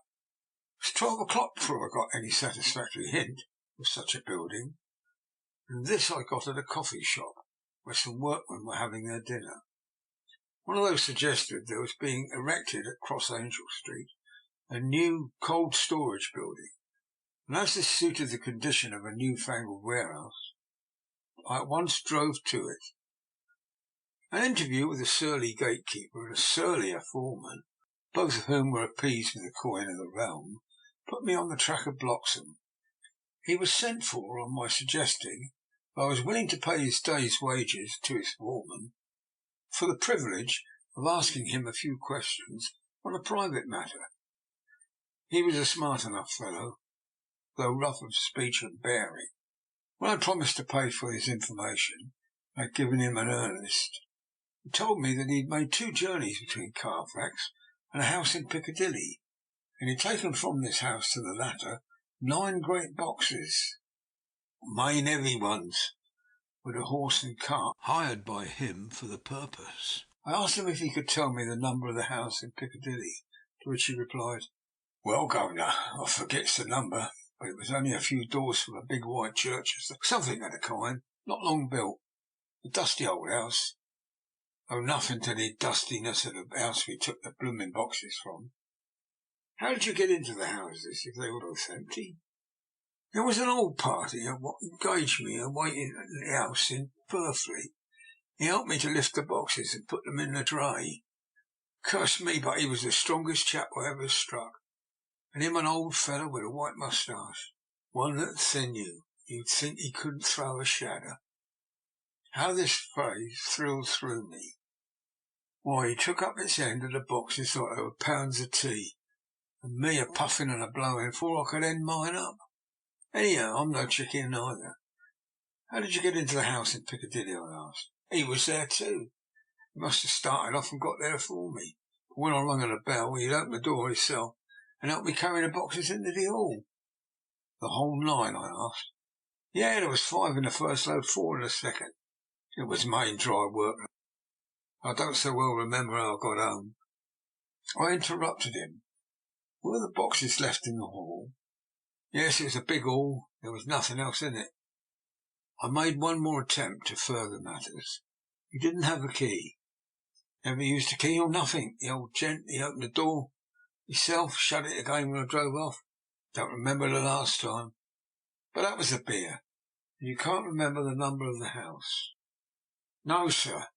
But you needn't have no difficulty about that. It's a high un with a stone front and a bow in front of it. High steps up to the door. I know them steps. I've had to carry them boxes up with 3 loafers what come round to earn a copper. The old gent gave 'em shillings. Then, seeing they got so much, they wanted more, but he took one of them by the shoulder. It was like to throw him down the steps, till the lot of them went away cussing." I thought that with this description I could find the house, so having paid my friend for his information, I started off for Piccadilly. I had had a new, painful experience. The Count could, it was evident, handle the earth boxes himself. If so, time was precious. For now that he had achieved a certain amount of distribution, he could, by choosing his own time, complete the task unobserved. At Piccadilly Circus I discharged my cab and walked westward beyond the Junior Constitutional. I came across the house described, and satisfied that this was the next of the lairs arranged by Dracula. The house looked as if it had been long untenanted. The windows were encrusted with dust, and the shutters were up, and the framework was black with time, and from the iron the paint had mostly scaled away. It was evident that up to lately there had been a large notice board in front of the balcony. It had, however, been roughly torn away, the uprights which had supported it still remaining. Behind the rails of the balcony I saw there were some loose boards, whose raw edges looked white. I would have given a good deal to have been able to see a notice board intact, as it would perhaps have given some clue to the ownership of the house. I remember my experience of the investigation and purchase of Carfax.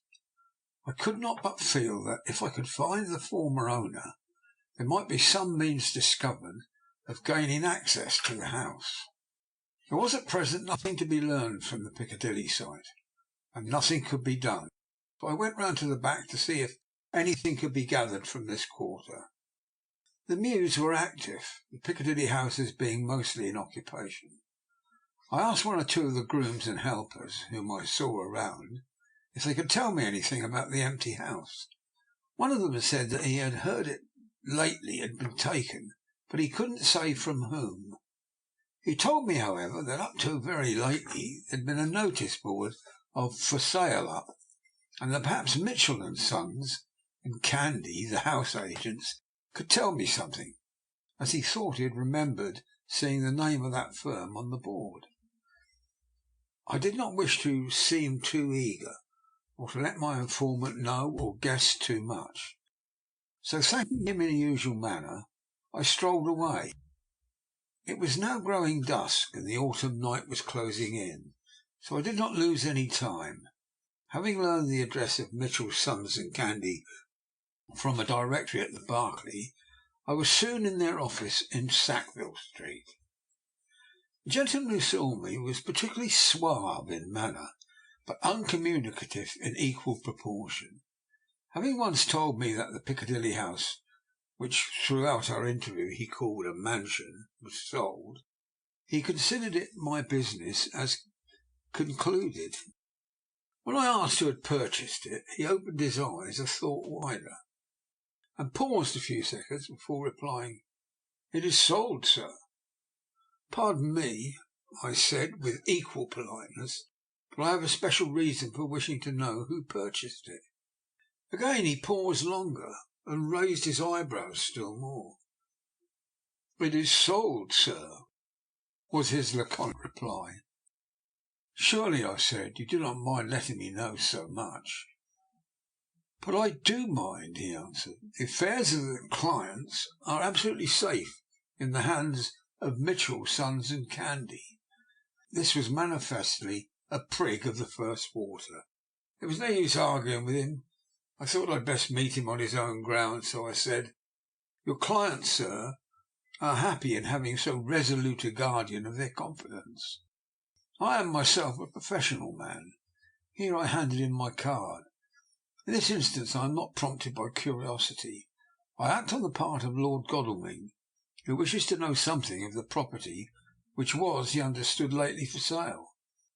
These words put a different complexion on affairs. He said, "I would like to oblige you if I could, Mr. Harker, and especially I would like to oblige his lordship. We once carried out a small matter of renting some chambers for him, when he was the Honourable Arthur Holmwood. If you will let me have his lordship's address, I will consult the house on the subject, and will, in any case, communicate with his lordship by to-night's post. It will be a pleasure, if we can so far deviate from our rules as to give the required information to his lordship." I wanted to secure a friend, and not to make an enemy, so I thanked him, gave the address at Dr. Seward's, and came away. It was now dark, and I was tired and hungry. I got a cup of tea at the Aerated Bread Company, and came down to Purfleet by the next train. I found all the others at home. Mina was looking tired and pale, and she made a gallant effort to be bright and cheerful. It wrung my heart to think that I had to keep anything from her, and so cause her inquietude. Thank God this would be the last night of her looking on at our conferences, and feeling the sting of our not showing confidence.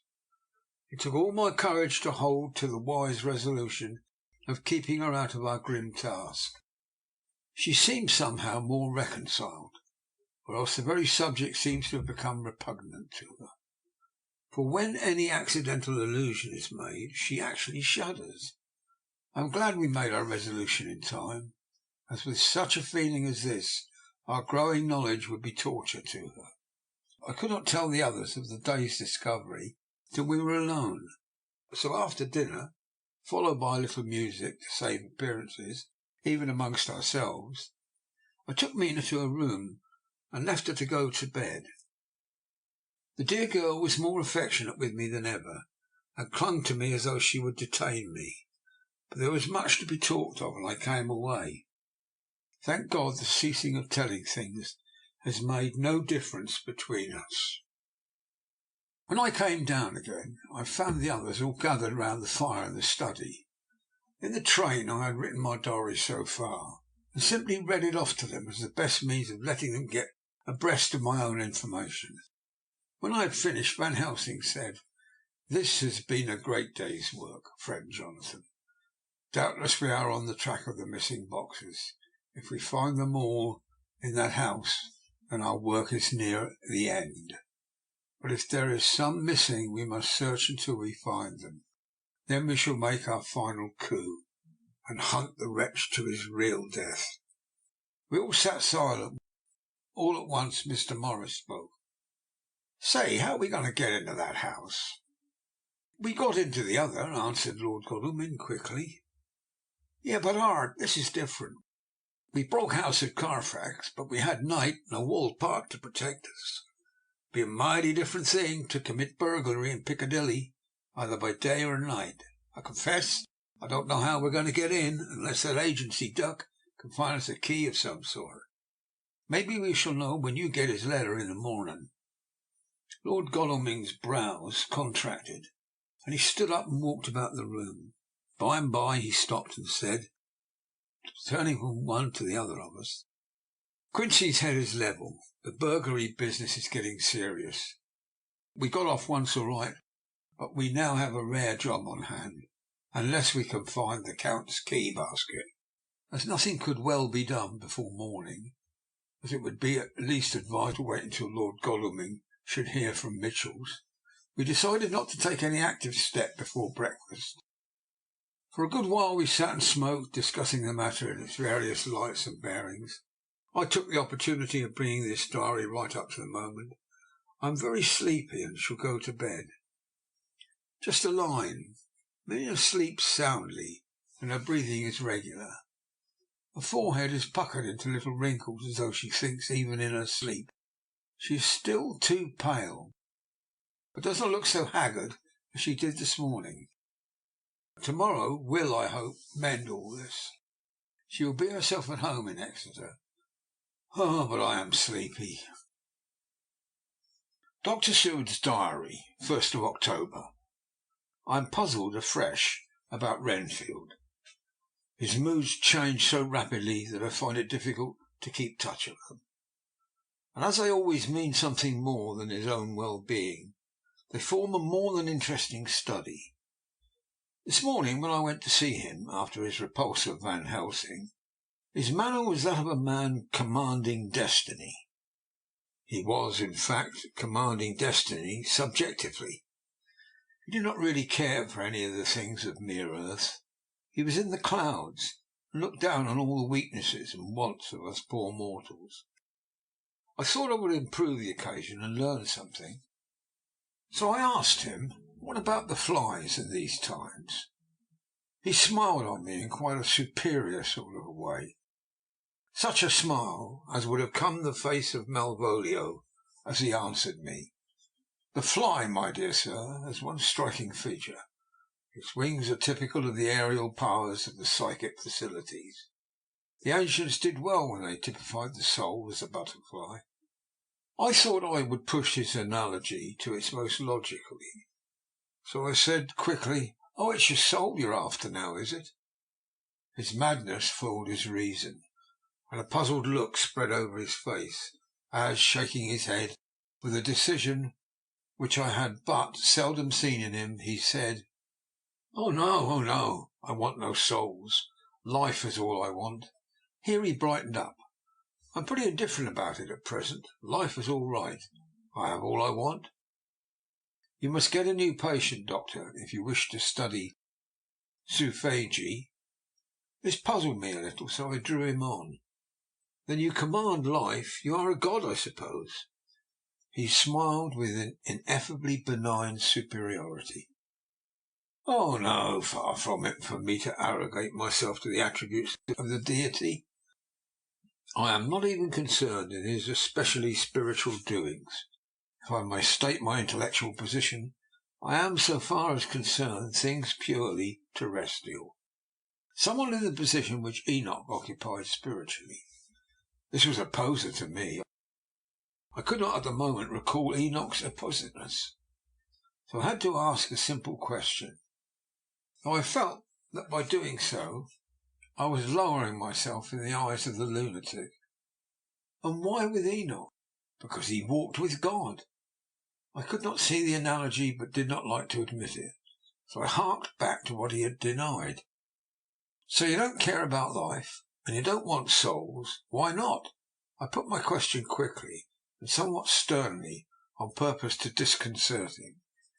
The effort succeeded, for in an instant he unconsciously relapsed into his old servile manner, bent low before me, and actually fawned upon me as he replied, "I don't want any souls. Indeed, I could use them if I had them. They would be of no manner of use to me. I couldn't eat them, or—" He suddenly stopped, and the old cunning look spread over his face, like a wind sweep on the surface of the water. "And, doctor, as to life, what is it after all, when you've got all you require, and you know that you'll never want?" "That is all. I have friends, good friends, like you, Dr. Seward." This was said with a leer of inexpressible cunning. "I know that I shall never lack the means of life." I think that through the cloudiness of this insanity he saw some antagonism in me, for he at once fell back on the last refuge of such as he, a dogged silence. After a short time I saw that for the present it was useless to speak to him. He was sulky, and so I came away. Later in the day he sent for me. Ordinarily I would not have come without special reason, but just at present I am so interested in him that I would gladly make the effort. Besides, I am glad to have anything to help pass the time. Harker is out following up clues. So are Lord Godalming and Quincy. Van Helsing sits in my study, poring over the record prepared by the Harkers. He seems to think that by accurate knowledge of all details he will light upon some clue. He does not wish to be disturbed in the work without cause. I would have taken him with me to see the patient, only I thought that after his last repulse he might not care to go again. There was also another reason. Renfield might not speak so freely before a third person as when he and I were alone. I found him sitting out in the middle of the floor on his stool, a pose which is generally indicative of some mental energy on his part. When I came in, he said at once, as though the question had been waiting on his lips, "What about souls?" It was evident that my surmise had been correct. Unconscious cerebration was doing its work, even with the lunatic. I determined to have the matter out. "What about them yourself?" I asked. He did not reply for a moment, but looked all around him and up and down, as though he expected to find some inspiration for an answer. "I don't want any souls," he said in a feeble, apologetic way. The matter seemed to be preying on his mind, so I determined to use it to be cruel and only he be kind. So I said, "You like life, you want life." "Oh yes, but that's all right, you needn't worry about that." "But," I asked, "how are we to get the life without getting the soul also?" It seemed to puzzle him, so I followed it up. "A nice time you'll have some time when you're flying out there, with the souls of thousands of the flies and spiders and birds, cats buzzing and twittering and meowing all around you. You've got their lives, you know, and you must put up with their souls." Something seemed to affect his imagination, for he put his fingers to his ears and shut his eyes, screwing them up tightly just as a small boy does when his face is being soaked. There was something pathetic in it that touched me. It also gave me a lesson, for it seemed that before me was a child, only a child, though the features were worn and the stubble on the jaws was white. It was evident that he was undergoing some process of mental disturbance. But knowing how his past moods had interpreted things seemingly foreign to himself, I thought I would enter his mind as well as I could go with him. The first step was to restore confidence. So I asked him, speaking pretty loud so that he would hear me through his closed ears, "Would you like some sugar to get your flies round again?" He seemed to wake up all at once and shook his head. With a laugh he replied, "The flies are poor things after all." After a pause he added, "But I don't want their souls buzzing round me all the same." "Or spiders?" I went on. "Blow spiders. What's the use of spiders? There isn't anything in them to eat." Or he stopped suddenly as though reminded of a forbidden topic. So, I thought to myself, this is the second time that he suddenly stopped at the word drink. What does it mean? Wenfield seemed aware of having made a lapse, for he hurried on, as though to distract my attention from it. "I don't take any stock at all in such matters. Rats and mice and such small deer, as Shakespeare has it. Chicken feed of the larder they might be called. I'm past all that sort of nonsense. You might try as well ask a man to eat molecules with a pair of chopsticks as to try to interest me about the lesser carnivora, when I know of what is before me." "I see," I said. "You want big things that you can make your teeth meet in. How would you like to breakfast on elephant?" What ridiculous nonsense you are talking! He was getting too wide awake, so I thought I would press him hard. "I wonder," I said reflectively, "what an elephant's soul is like." The effect I desired was obtained, for he at once fell from his high horse and became a child again. "I don't want an elephant's soul, or any soul at all," he said. For a few moments he sat despondently. Suddenly he jumped to his feet, with his eyes blazing, and all the signs of intense cerebral excitement. "To hell with you and your souls," he shouted. "Why do you plague me about souls? Haven't I got enough to worry and pain and distract me already without thinking of souls?" He looked so hostile that I thought he was in for another homicidal fit, so I blew my whistle. The instant, however, that I did so, he became calm and said apologetically, "Forgive me, doctor, I forgot myself. You do not need any help. I am so worried in my mind that I am apt to be irritable. If you only knew the problem I have to face, and that I am working out, you would pity and tolerate and pardon me. Pray do not put me in a strait waistcoat. I want to think, and I cannot think freely when my body is confined. I am sure you will understand." He had evidently self-control, so when the attendants came, I told them not to mind, and they withdrew. Renfield watched them go when the door was closed, and he said with considerable dignity and sweetness, "Dr. Seward, you have been very considerate towards me. Believe me that I am very, very grateful to you." I thought it well to leave him in this mood, and so I came away. There is certainly something to ponder over in this man's state. Several points seem to make what the American interviewer calls a story, if one could only get them in proper order. Here they are. Will not mention drinking.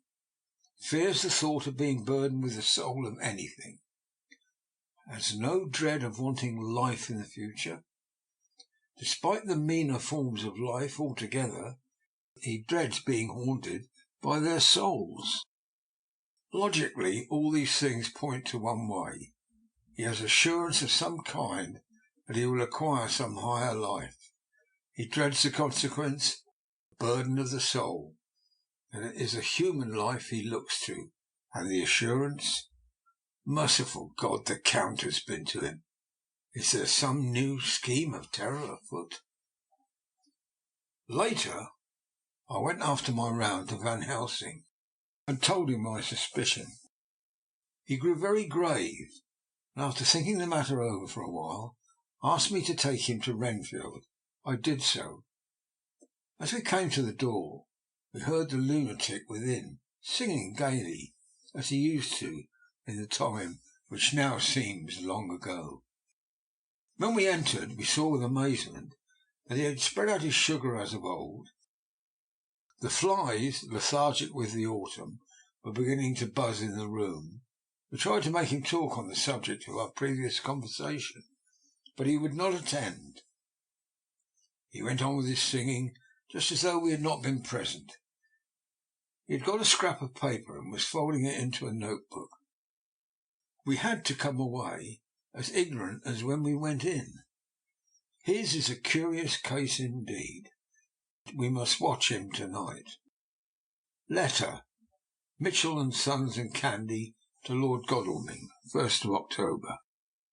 My Lord, we are at all times only too happy to meet your wishes. We beg, with regard to the desire of your Lordship expressed by Mr. Harker on your behalf, to supply the following information concerning the sale and purchase of number 347 Piccadilly. The original vendors are the executors of the late Mr. Archibald Winter Suffield. The purchase is a foreign nobleman, Count de Ville, who effected the purchase himself, paying the purchase money in notes over the counter, if your Lordship will pardon us using so vulgar an expression. Beyond this we know nothing whatever of him. We are, my Lord, your Lordship's humble servants, Mitchell, Sons and Candy. Dr. Seward's Diary, 2nd of October.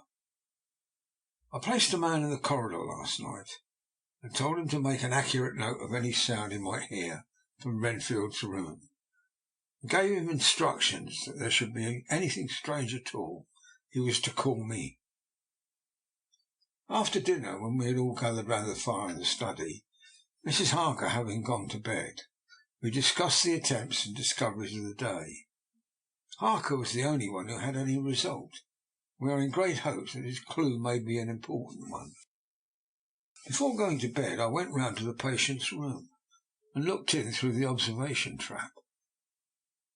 He was sleeping soundly, and his heart rose and fell with regular respiration. This morning the man on duty reported to me that a little after midnight he was restless and kept saying his prayers somewhat loudly. I asked him if that was all. He replied that was all he heard. There was something about his manner so suspicious that I asked him point blank if he had been asleep. He denied sleep, but admitted to having dozed for a while. It is too bad that men cannot be trusted unless they are watched. Today Harker is out following up his clue, and Art and Quincy are looking after the horses. Godalming thinks that it would be well to have horses in readiness, for when we get the information which we seek, there will be no time to lose. We must sterilise all the imported earths between sunrise and sunset. We shall thus catch the Count at his weakest, without a refuge to fly to. Van Helsing is off to the British Museum, looking up some authorities on ancient medicine. The old physicians took account of such things which their followers do not accept, and the Professor is searching for witch and demon cures which may be useful to us later. I sometimes think we must all be mad, and that we shall wait to sanity in strait waistcoats. Later. We have met again. You seem at last to be on the track, and our work tomorrow may be the beginning of the end. I wonder if Renfield's quiet has anything to do with this. His moods have so followed the good doings of the Count that the coming destruction of the monster may be carried to him in some subtle way.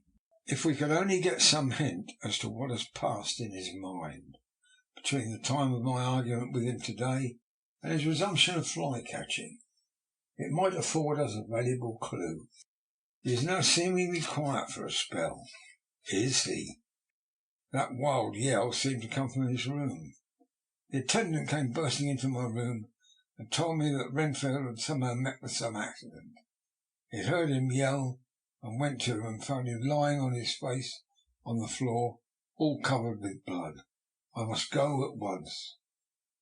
End of chapter 20.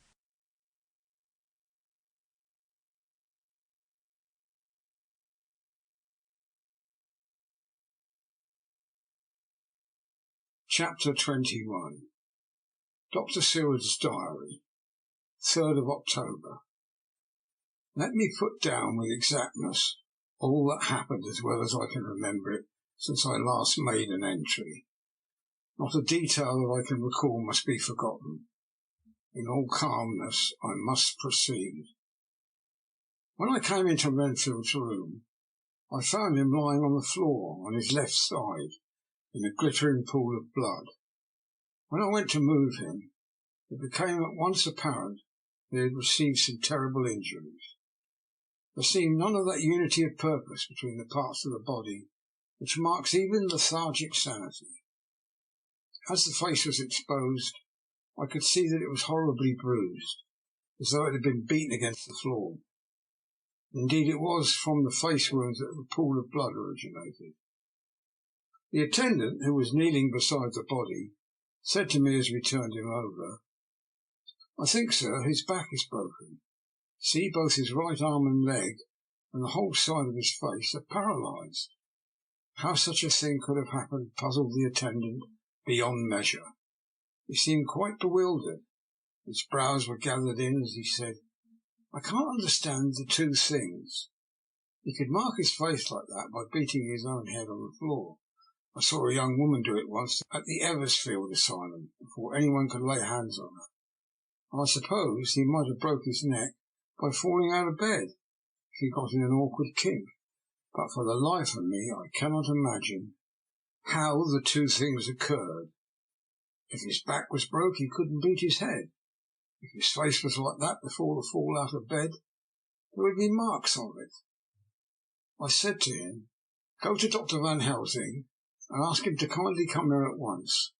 I want him without an instant delay." The man ran off, and within a few minutes the Professor, in his dressing gown and slippers, appeared. When he saw Renfield on the ground, he looked keenly at him for a moment, and then turned to me. I think he recognised the thought in my eyes, for he said very quietly, manifestly for the ears of the attendant, "Ah, a sad accident. He will need very careful watching and much attention. I shall stay with you myself, but I shall first dress myself. If you will remain here, I shall in a few minutes join you." The patient was now breathing stertorously, and it was easy to see that he had suffered some terrible injury. Van Helsing returned with extraordinary celerity, bearing with him a surgical case. He had evidently been thinking and had his mind made up, but almost before he looked at the patient he whispered to me, "Send the attendant away. You must be alone with him when he becomes conscious after the operation." So I said, "I think that will do now, Simmons. We have done all that we can at present. You had better go to your round, and Dr. Van Helsing will operate. Let me know instantly if there be anything unusual elsewhere." The man withdrew, and we went into strict examination of the patient. The wounds of the face were superficial. The real injury was a depressed fracture of the skull, extending right up through the motor area. The Professor thought for a moment, and said, "We must reduce the pressure to get back to normal conditions, as far as can be. The rapidity of the suffusion shows the terrible nature of his injury. The whole motor area seems affected. The suffusion of the brain will increase quickly, so we must trepine it at once, or it may be too late." As he was speaking, there was a soft tapping at the door, and I went over and opened it, and found in the corridor without Arthur and Quincy, in pyjamas and slippers. The former spoke. "I heard your man call up Dr. Van Helsing to tell him of an accident, so I woke Quincy, or rather called for him, as he was not asleep. Things are moving too quickly and too strangely for sound sleep for any of us these times. I've been thinking that tomorrow night will not see things as they have been. We have to look back and forward a little more than we have done. May we come in?" I nodded and held the door open till they had entered. Then I closed it again. When Quincy saw the attitude and state of the patient, and noted the horrible pool on the floor, he said softly, "My God, what's happened to him, poor devil?" I told him briefly, and added that we expected he would recover consciousness after the operation, for a short time at all events. He went at once and sat down on the edge of the bed with Godalming beside him. We all watched in patience. "We shall wait," said Van Helsing, "just long enough to fix the best spot for trephining, so that we may most quickly and perfectly remove the blood clot, for it is evident that the hemorrhage is increasing." The minutes during which we waited passed with fearful slowness. I had a horrible sinking feeling in my heart, and from Van Helsing's face I gathered that he felt some fear or apprehension as to what was to come. I dreaded the words that Renfield might speak. I was positively afraid to think, but the conviction of what was coming was on me, as I have read of men who have heard the death watch. The poor man's breathing came in uncertain gasps. Each instant he seemed as though he would open his eyes and speak, but then there would follow a prolonged stertorous breath, and he would relapse into a more fixed insensibility. Inured as I was to sick beds and death, the suspense grew and grew upon me. I could almost hear the beating of my own heart, and the blood surging through my temples sounded like the blows from a hammer. The silence finally became agonizing. I looked at my companions, one after another, and saw from their flushed faces and damp brows that they were enduring equal torture. There was a nervous suspense over us all, as though overhead some dread bell would peal out powerfully when we should least expect it. At last there came a time when it was evident that the patient was sinking fast. He might die at any moment. I looked up at the Professor and caught his eyes fixed on mine. His face was sternly set as he spoke. "There is no time to lose. His words may be worth many lives. I have been thinking, sir, as I stood here. It may be there is a soul at stake. We shall operate just above the ear." Without another word he made the operation. For a few moments the breathing continued to be stertorous, and then there came a breath so prolonged that it seemed as though it would tear open his chest. Suddenly his eyes opened and became fixed in a wild, helpless stare. This was continued for a few moments, then it softened into a glad surprise, and from the lips came a sigh of relief. He moved convulsively. As he did so, said, "I'll be quiet, doctor. Tell them to take off the strait waistcoat. I have had a terrible dream, and it has left me so weak that I cannot move. What's wrong with my face? It feels all swollen, and it smarts dreadfully." He tried to turn his head, but even with the effort his eyes seemed to grow glassy, so I gently put it back. Then Van Helsing said in a quiet, grave tone, "Tell us your dream, Mr. Renfield." As he heard the voice, his face brightened through its mutilation, and he said, "That is Dr. Van Helsing. How good it is for you to be here. Give me some water. My lips are dry. I shall try to tell you. I dreamed—" He stopped and seemed fainting. I yelled quietly to Quincy, "The brandy. It's in my study. Quick." He flew and returned with a glass, the decanter of brandy, and a carafe of water. We moistened the parched lips, and the patient quickly revived. It seemed, however, that his poor injured brain had been working in the interval, and when he was quite conscious he looked at me piercingly with an agonized confusion which I shall never forget, and said, "I must not deceive myself. It was no dream, but all a grim reality." Then his eyes moved round the room, and they caught sight of the two figures sitting patiently on the end of the bed. He went on, "If I were not sure already, I would know from them." For an instant his eyes closed, not with pain or sleep, but voluntarily, as though he was bringing all his faculties to bear. When he opened them, he said hurriedly, and with more energy than he had yet displayed, "Quick, doctor, quick, I am dying." I feel that I have but a few minutes, and I must go back to death, or worse. Wet my lips with brandy again. I have something I must say before I die, or before my poor crushed brain dies anyhow. Thank you. It was that night after you left me when I implored you to let me go away. I couldn't speak then, for I felt my tongue was tired. But I was as sane then, except in that way, as I am now. I was in an agony of despair for a long time after you left me. It seemed hours. Then there came a sudden peace to me. My brain seemed to become cool again, and I realized where I was. I heard the dogs bark behind our house, but not where he was. As he spoke, Van Helsing's eyes never blinked, but his hand came out and met mine and gripped it hard. He did not, however, betray himself, and nodded slightly and said, "Go on." In a low voice Renfield proceeded. He came up to the window in the mist. I had seen him often before, but he was solid then, not a ghost, and his eyes were fierce, like a man's when angry.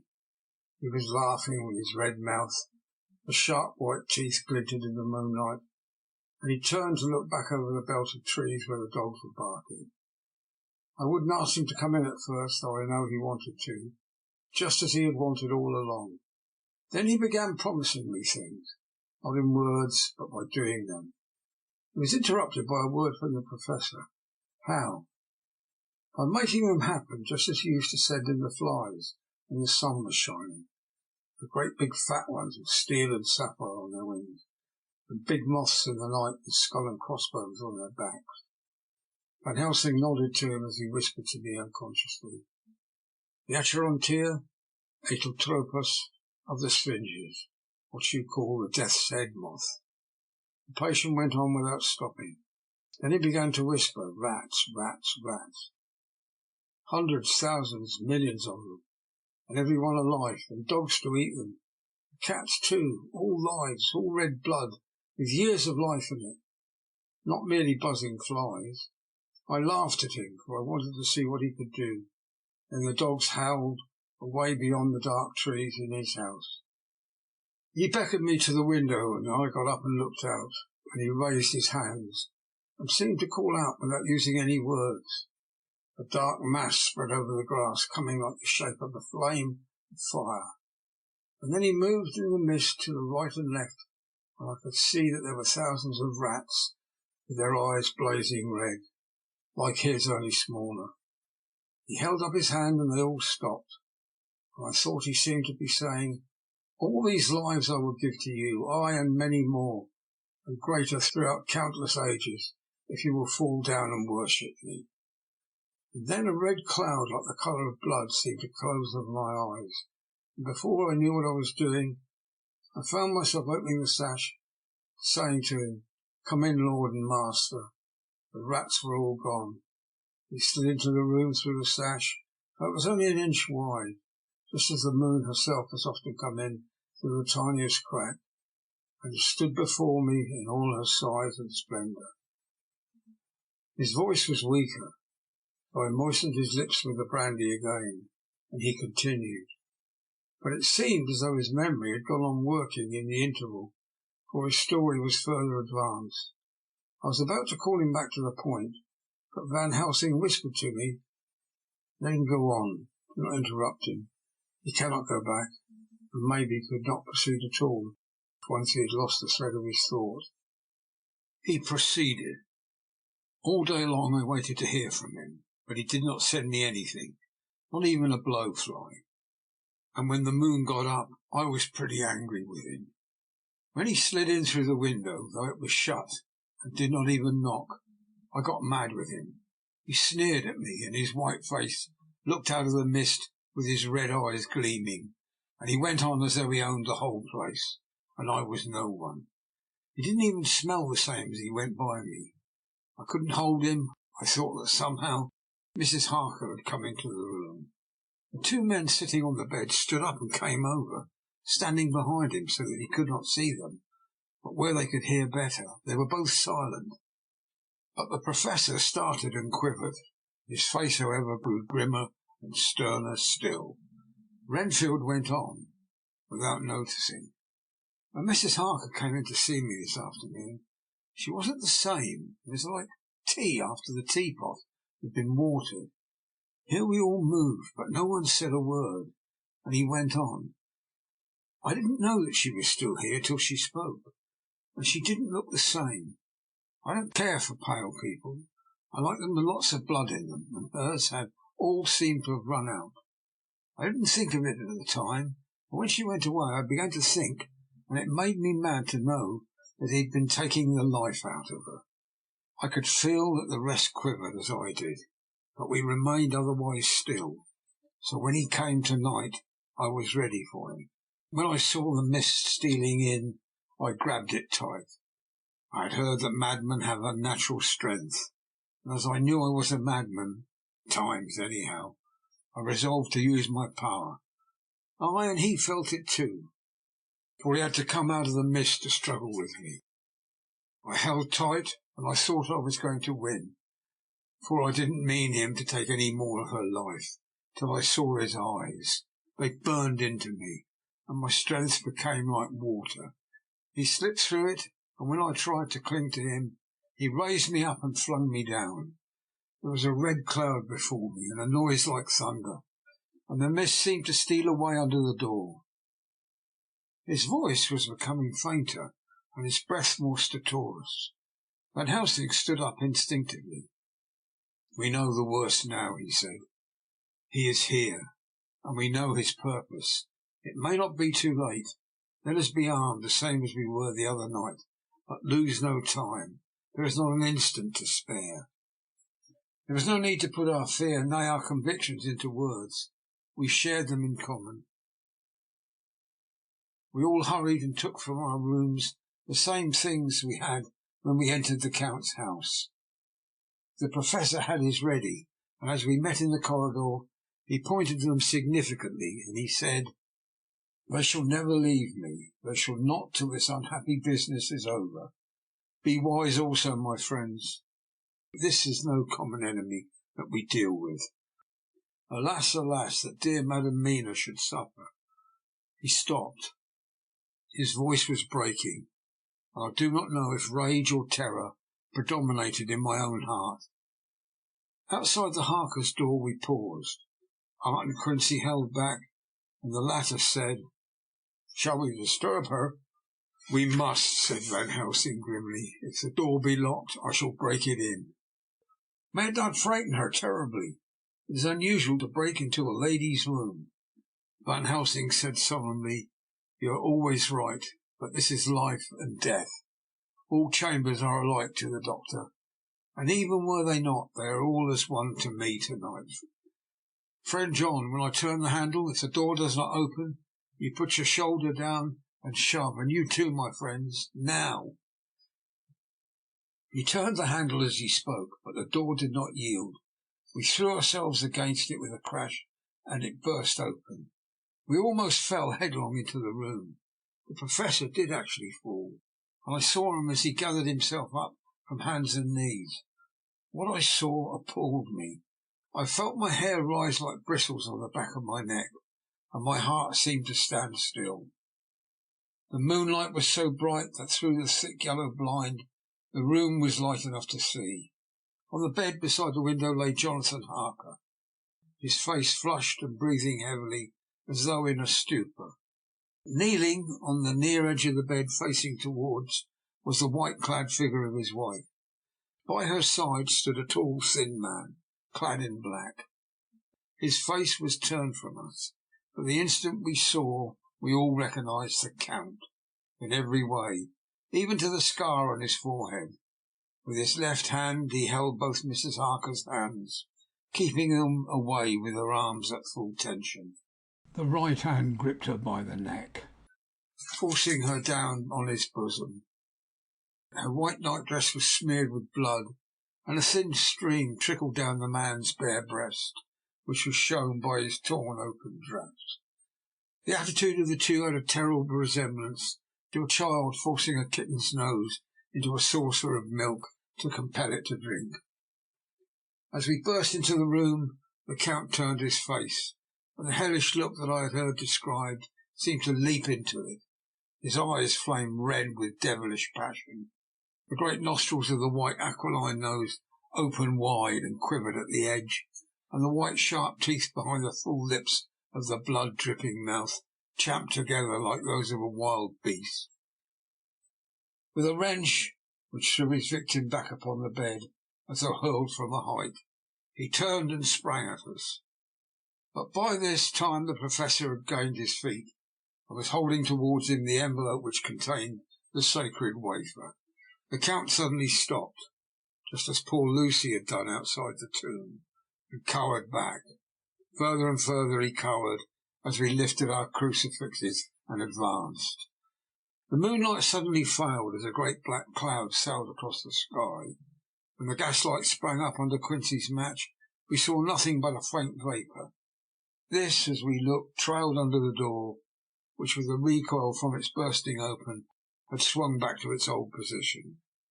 Van Helsing, Art, and I moved forward to Mrs. Harker, who by this time had drawn her breath, and with it had given a scream so wild, so ear-piercing, so despairing, that it seems to me now that it will ring in my ears to my dying day. For a few seconds she lay in a helpless attitude in disarray.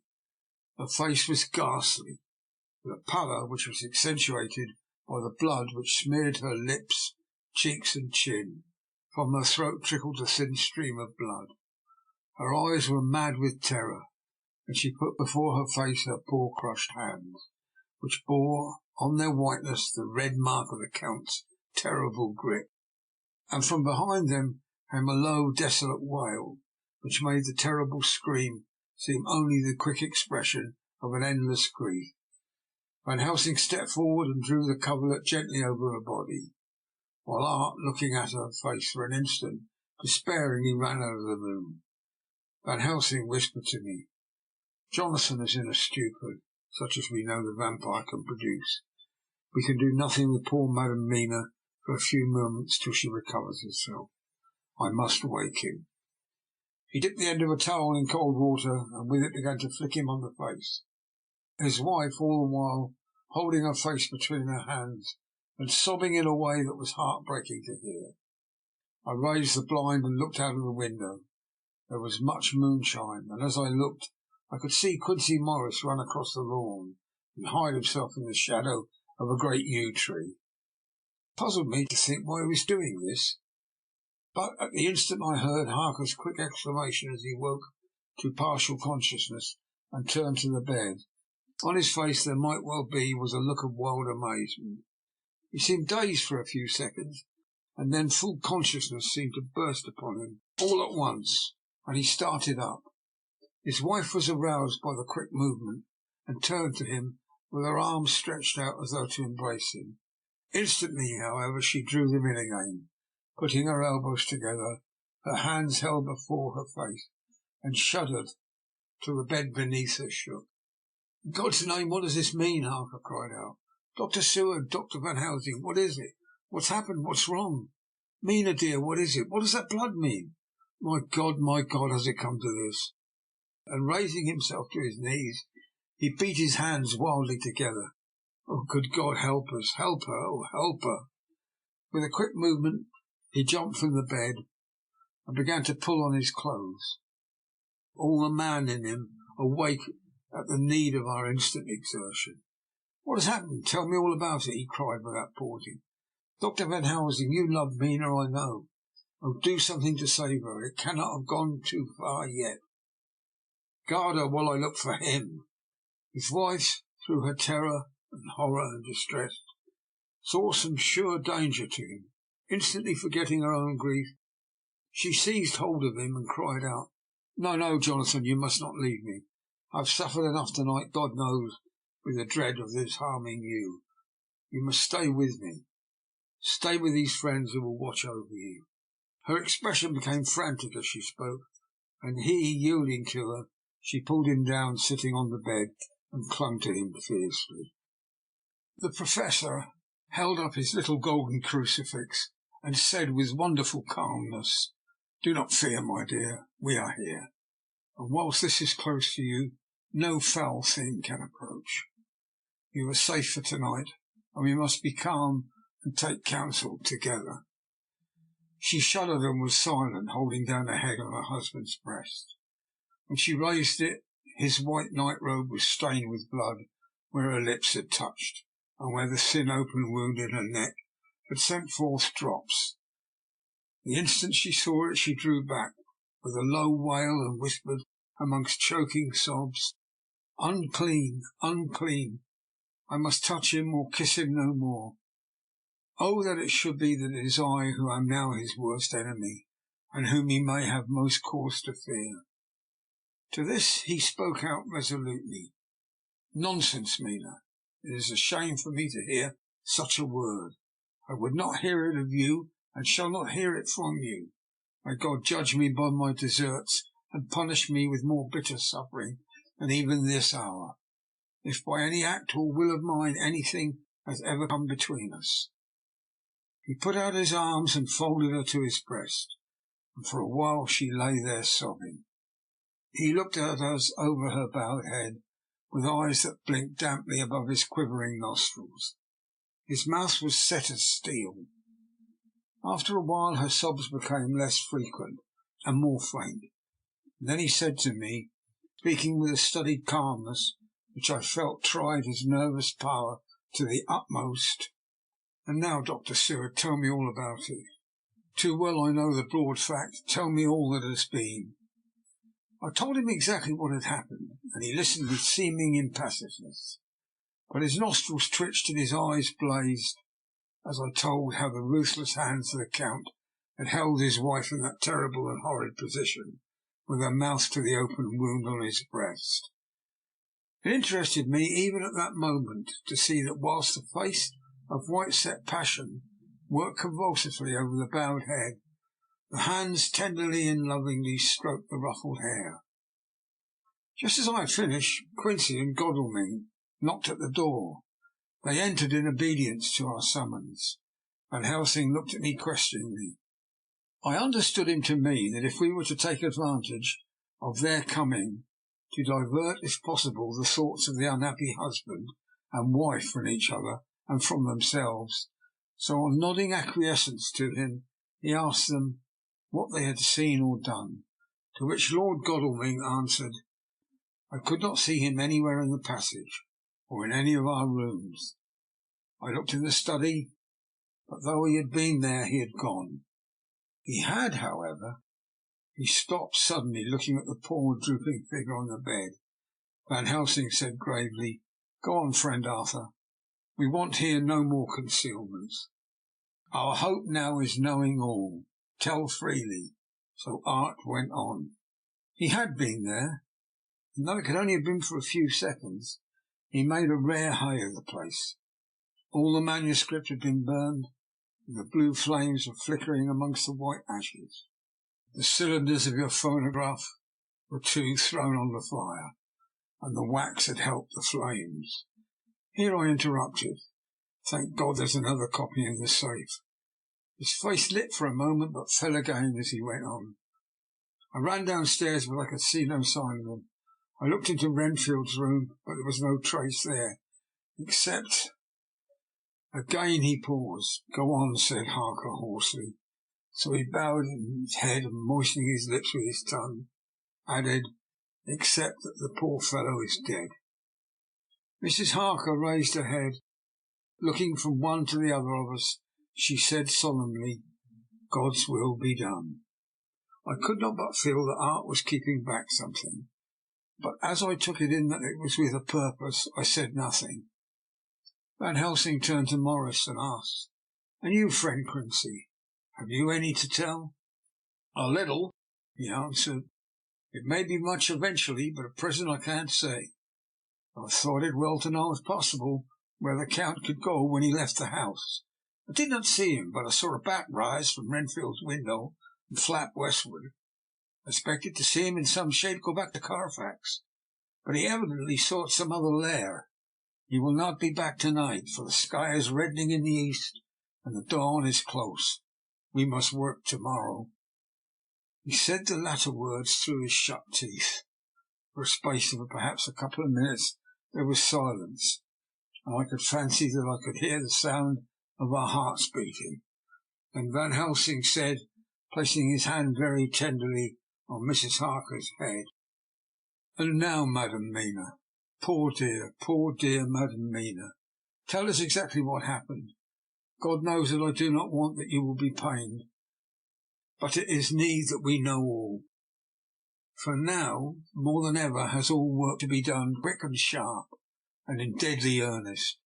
The day is close to us that it must end all, if it may be so, and now is the chance that we may live and learn." Poor dear lady shivered. I could see the tension of her nerves as she clasped her husband closer to her and bent her head lower and lower still on his breast. Then she raised her head proudly and held out one hand to Van Helsing, who took it in his. After stooping and kissing it reverently, held it fast.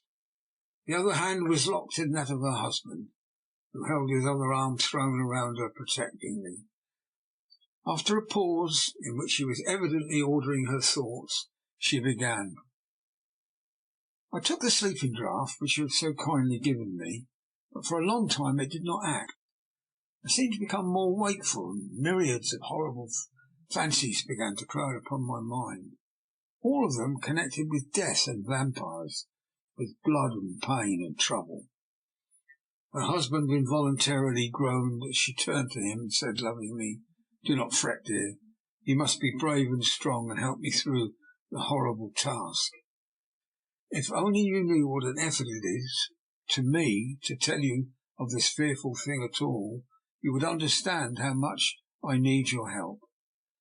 Well, I saw I must try to help the medicine to work with my will if it was to do me any good, so I resolutely set myself to sleep. Sure enough, sleep must soon have come to me, for I remember no more. Jonathan, coming in, had not waked me, for he lay by my side when I next remember. There was in the room the same thin white mist that I had before noticed. But I forget now if you know of this. You will find it in my diary, which I shall show you later. I felt the same vague terror which had come to me before, and the same sense of some presence. I turned to wake Jonathan, but found that he slept so soundly that it seemed as if it was he who had taken the sleeping draught, and not I. I tried, but I could not wake him. This caused me great fear, and I looked around terrified. Then indeed my heart sank within me. Beside the bed, as if he had stepped out of the mist, or rather as if the mist had turned into his figure, for it had entirely disappeared, stood a tall, thin man, all in black. I knew him at once from the description of the others.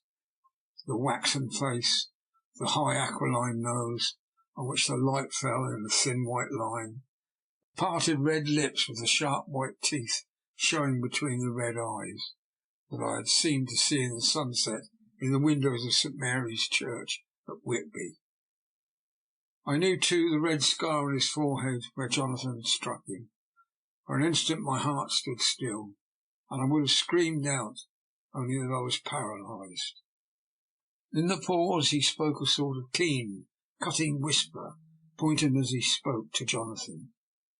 "Silence! If you make a sound, I shall take him and dash his brains out before your very eyes." I was appalled, and I was too bewildered to do or say anything. With a mocking smile he placed one hand upon my shoulder, and holding me tight, bared my throat with the other, saying as he did so, "First, a little refreshment towards my exertions. You may as well be quiet. It is not the first time, or the second, that your veins have appeased my thirst." I was bewildered, and strangely enough I did not want to hinder him. I suppose it is a part of the horrible curse that such is when his touch is on his victim. And oh, my God, pity me. He placed his reeking lips upon my throat. Her husband groaned again. She clasped his hand harder and looked at him pityingly, as if he were the injured one, and went on. I felt my strength fading away, and I was in a half-swoon. How long this horrible thing lasted, I know not, but it seemed that a long time must have passed before he took his foul, awful, sneering mouth away. I saw it drip with the fresh blood. Remembrance seemed for a while to overpower her, and she drooped and would have sunk down for her husband's sustaining arm. With a great effort she recovered herself and went on. Then he spoke to me mockingly. "And so you, like the others, would play your brains against mine. You would help these men to hunt me and frustrate me in my designs. You know now, and they know in part already, and will know in full long what it is to cross my path. They should have kept their energies for closer to home, whilst they played wits against me, who commanded nations and intrigued for them and fought for them. Hundreds of years before they were born, I was countermining them. And you, their best beloved one, are now to be flesh of my flesh, blood of my blood, kin of my kin, my bountiful winepress for a while, and shall be later on my companion and my helper. You shall be avenged in turn, for not one of them shall minister you to your needs. But as yet you are to be punished for what you have done. You have aided in thwarting me. Now you shall come to my call. When my brain says come to you, you shall cross the land or sea to do my bidding, and to that end this." With that he pulled open his shirt, and with his long sharp nails opened a vein in his breast.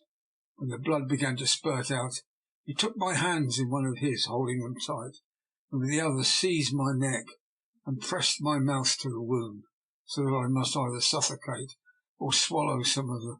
Oh, my God, what have I done? What have I done to deserve such a fate? I, who have tried to walk in meekness and righteousness all my days. God pity me. Look down on a poor soul in worse than mortal peril, and in mercy pity those to whom she is dear. Then she began to rub her lips as though to cleanse them from pollution. As she was telling her terrible story, the eastern sky began to quicken, and everything became more clear. Harker was still quiet, but over his face, as the awful narrative went on, came a grey look, which deepened and deepened in the morning light, till when the first red streak of the coming dawn shot up, the flesh stood darkly out against the whitening hair. "We have arranged that one of us is to stay within call of the unhappy pair till we can meet again together and arrange about taking action. Of this I am sure. The sun rises today on no more miserable house in all the great round of its daily course." End of chapter 21.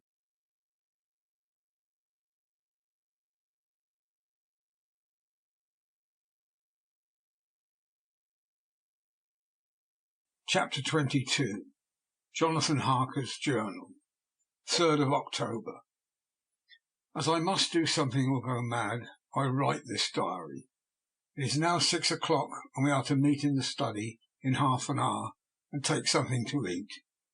But Dr. Van Helsing and Dr. Seward agreed that if we do not eat we cannot work our best. Our best will be, God knows, required today. I must keep writing at every chance, for I dare not stop to think. All big and little must go down. Perhaps at the end of the little things may teach us most. The teaching, big or little, could not have landed Mina or me anywhere worse than we are today. However, we must trust and hope. Poor Mina told me just now, with the tears running down her dear cheeks, that it is in trouble and trial that our faith is tested. But we must keep on trusting, and that God will aid us up to the end. The end. Oh, my God, what end? To work, to work. When Dr. Van Helsing and Dr. Seward had come back from seeing poor Renfield, we went gravely into what was to be done. First, Dr. Seward told us that when he and Dr. Van Helsing had gone down to the room below, they had found Renfield lying on the floor all in a heap. His face was all bruised and crushed in, and the bones of the neck were broken. Dr. Seward asked the attendant who was on duty in the passage if he had heard anything. He said that he had been sitting down, he confessed to half dozing, when he heard loud voices in the room. Then Renfield had called out loudly several times, "God, God, God!" After that there was a sound of falling, and when he entered the room he found him lying on the floor, face down, just as the doctors had seen him. Van Helsing asked if he had heard voices, or a voice, and he said that he could not say, that at first it had seemed to him as if there were two, but there was no one in the room. It could only have been one. He could swear to it, if required, that the word God was spoken by the patient. Dr. Seward said to us when we were alone that he did not wish to go into the matter. The question of an inquest had to be considered, and it would never do to put forward the truth, as no one would believe it. As it was, he thought that on the attendant's evidence he could give a certificate of death by misadventure in falling from bed. In case the coroner should demand it, there would be a formal inquest, necessarily to the same result. When the question began to be discussed as to what should be our next step, the very first thing we decided was that Mina should be in full confidence, that nothing of any sort, no matter how painful, should be kept from her. She herself agreed as to its wisdom, and it was pitiful to see her so brave and yet so sorrowful, and in such a depth of despair. There must be no concealment, she said. Alas, we have had too much already, and besides there is nothing in all the world that can give me more pain than I have already endured, and I suffer now. Whatever may happen, it must be of a new hope or new courage to me.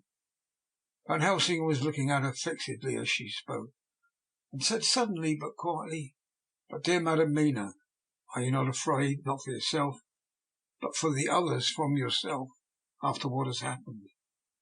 The face grew in set lines, but her eyes shone with the devotion of a martyr, as she answered, "Ah, no, for my mind is made up." "To what?" he asked gently, whilst we were all very still, for each in our own way we had a sort of vague idea of what she meant. Her answer came with direct simplicity, as though she were simply stating a fact. "Because if I find in myself, and I shall watch keenly for it, a sign of harm to any that I love, I shall die."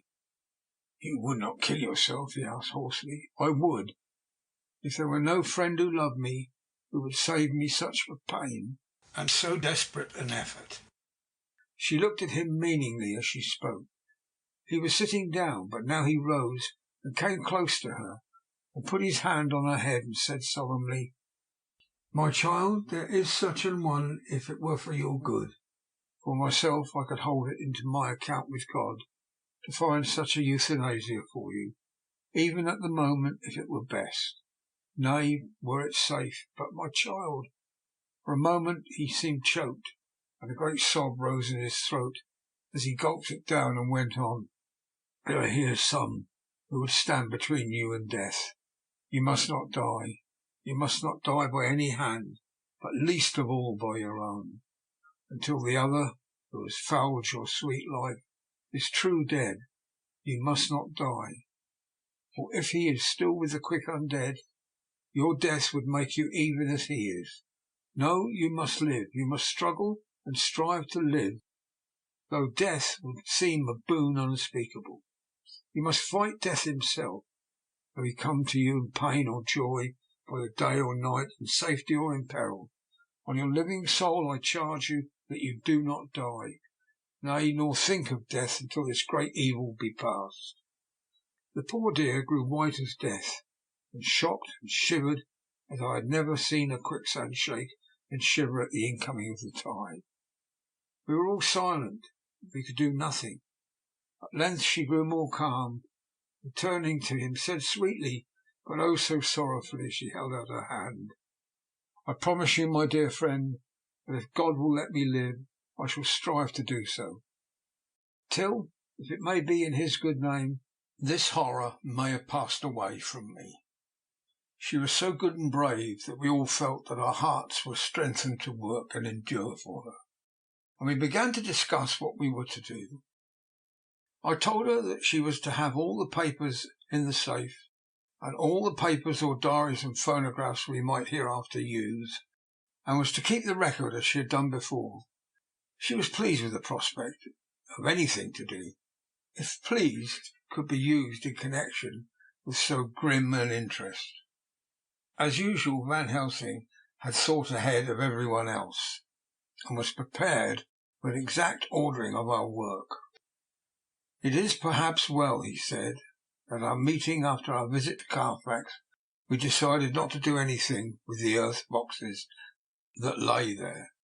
Had we done so, the Count may have guessed our purpose, and would doubtless have taken measures in advance to frustrate such an effort with regard to the others. But now he does not know our intentions. Nay, more in all probability, he does not know that such power exists to us as can sterilize his lairs, so he cannot use them as of old.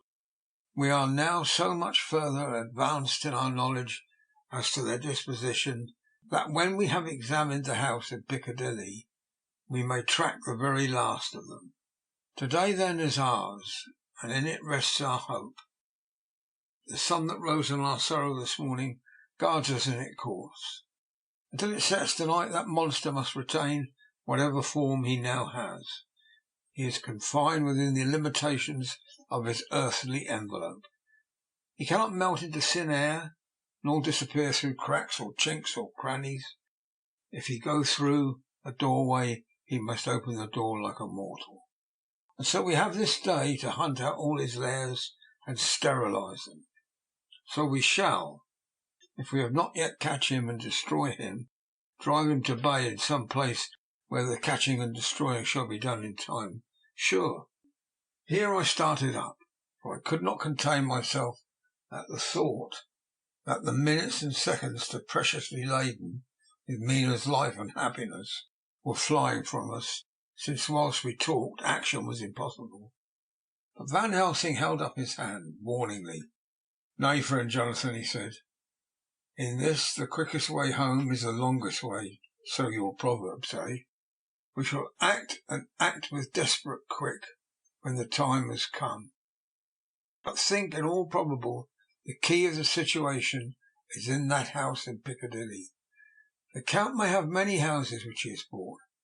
Of them he will have deeds of purchase, keys, and other things. He will have paper that he write on. He will have his book of cheques. There are many belongings that he must have somewhere. Why not in this place so central, so quiet, where he come and go by the front or back at all hour, when in the very vast of the traffic there is none to notice? We shall go there and search that house, and when we learn what it holds, then we'll do what our friend Arthur called, in his phrases of hunt, stop the earths, and so we run down our old fox. Is that not so hard?" "And let us come at once," I cried. "We are wasting precious time." The Professor did not move, but simply said, "And how are we to get into that house in Piccadilly?" "Anyway," I cried, "we shall break in if need be." "And your police, where will they be, and what will they say?" I was staggered, for I knew that if he wished to delay he had a good reason for it. So I said, as quietly as I could, "Don't wait more than we need be. You know, I am sure, what torture I am in." "Ah, my child, that I do, and indeed there is no wish of me to add to your anguish. But just think, what can we do until all the world be at movement? Then will come our time. I have thought and thought, and it seems to me the simplest way is the best of all. Now we wish to get into the house, but we have no key. Is it not so?" I nodded. "Now suppose that you were in truth the owner of that house, and could still get in it, and think there was to you no conscience as the housebreaker. What would you do?" "I should get a respectable locksmith and tell him to set to work to pick the lock for me." "And your police, they would interfere, would they not?" "Oh no, not if they knew the man was properly employed." "Then," he looked at me as keenly as he spoke, "and in all doubt is the conscience of the employer, and the belief of your policeman as to whether or no that employer has a good conscience or a bad one. Your police must indeed be zealous men and clever, oh so clever, in reading the heart that they trouble themselves in such a matter.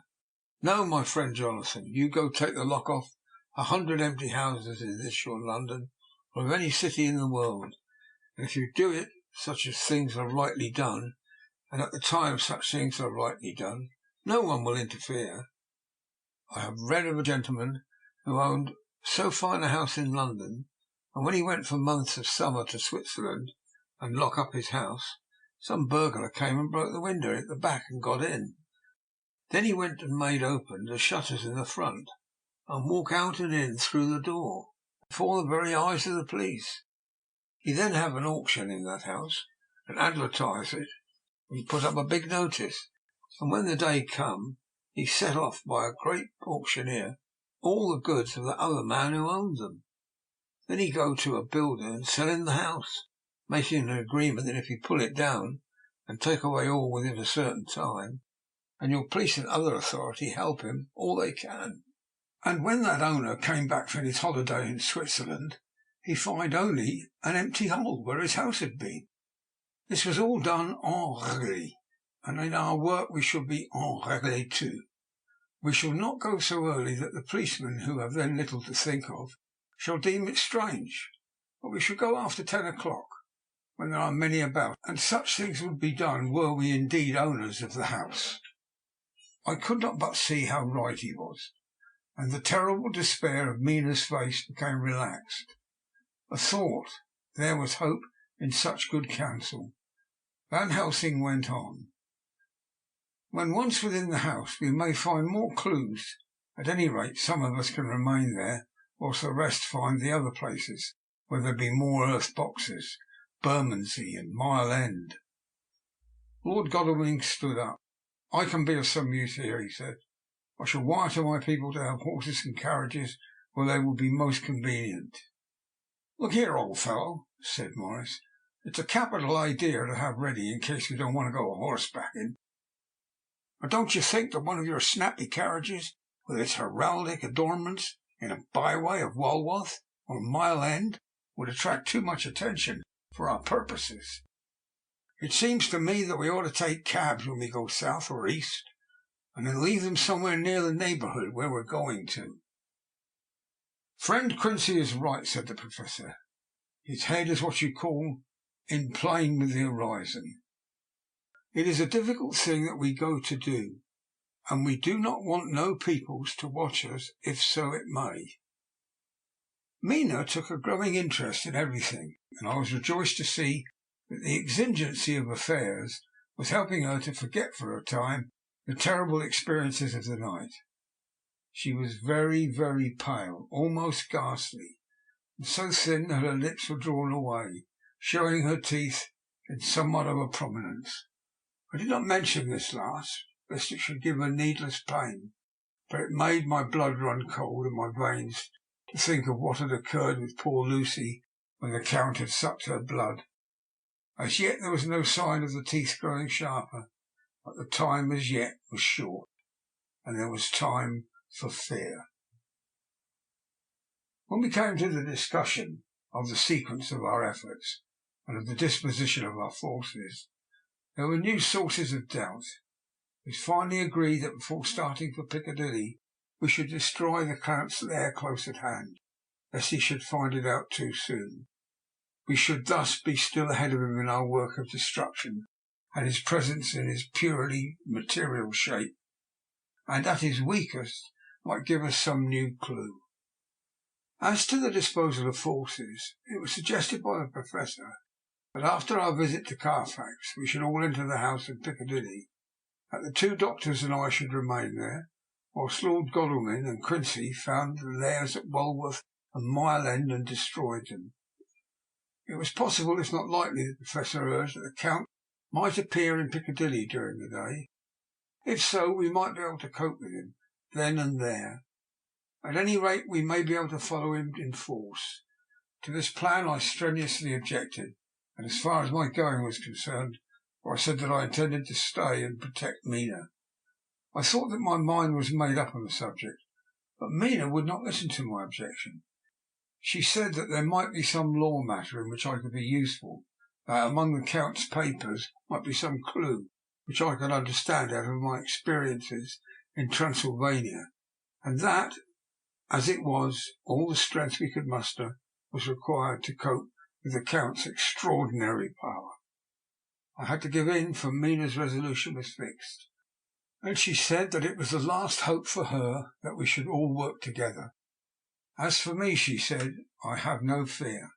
Things have been as bad as they can be, and whatever may happen must have in it some element of hope or comfort. Go, my husband. God can, if he wishes, guard me as well alone as with anyone present.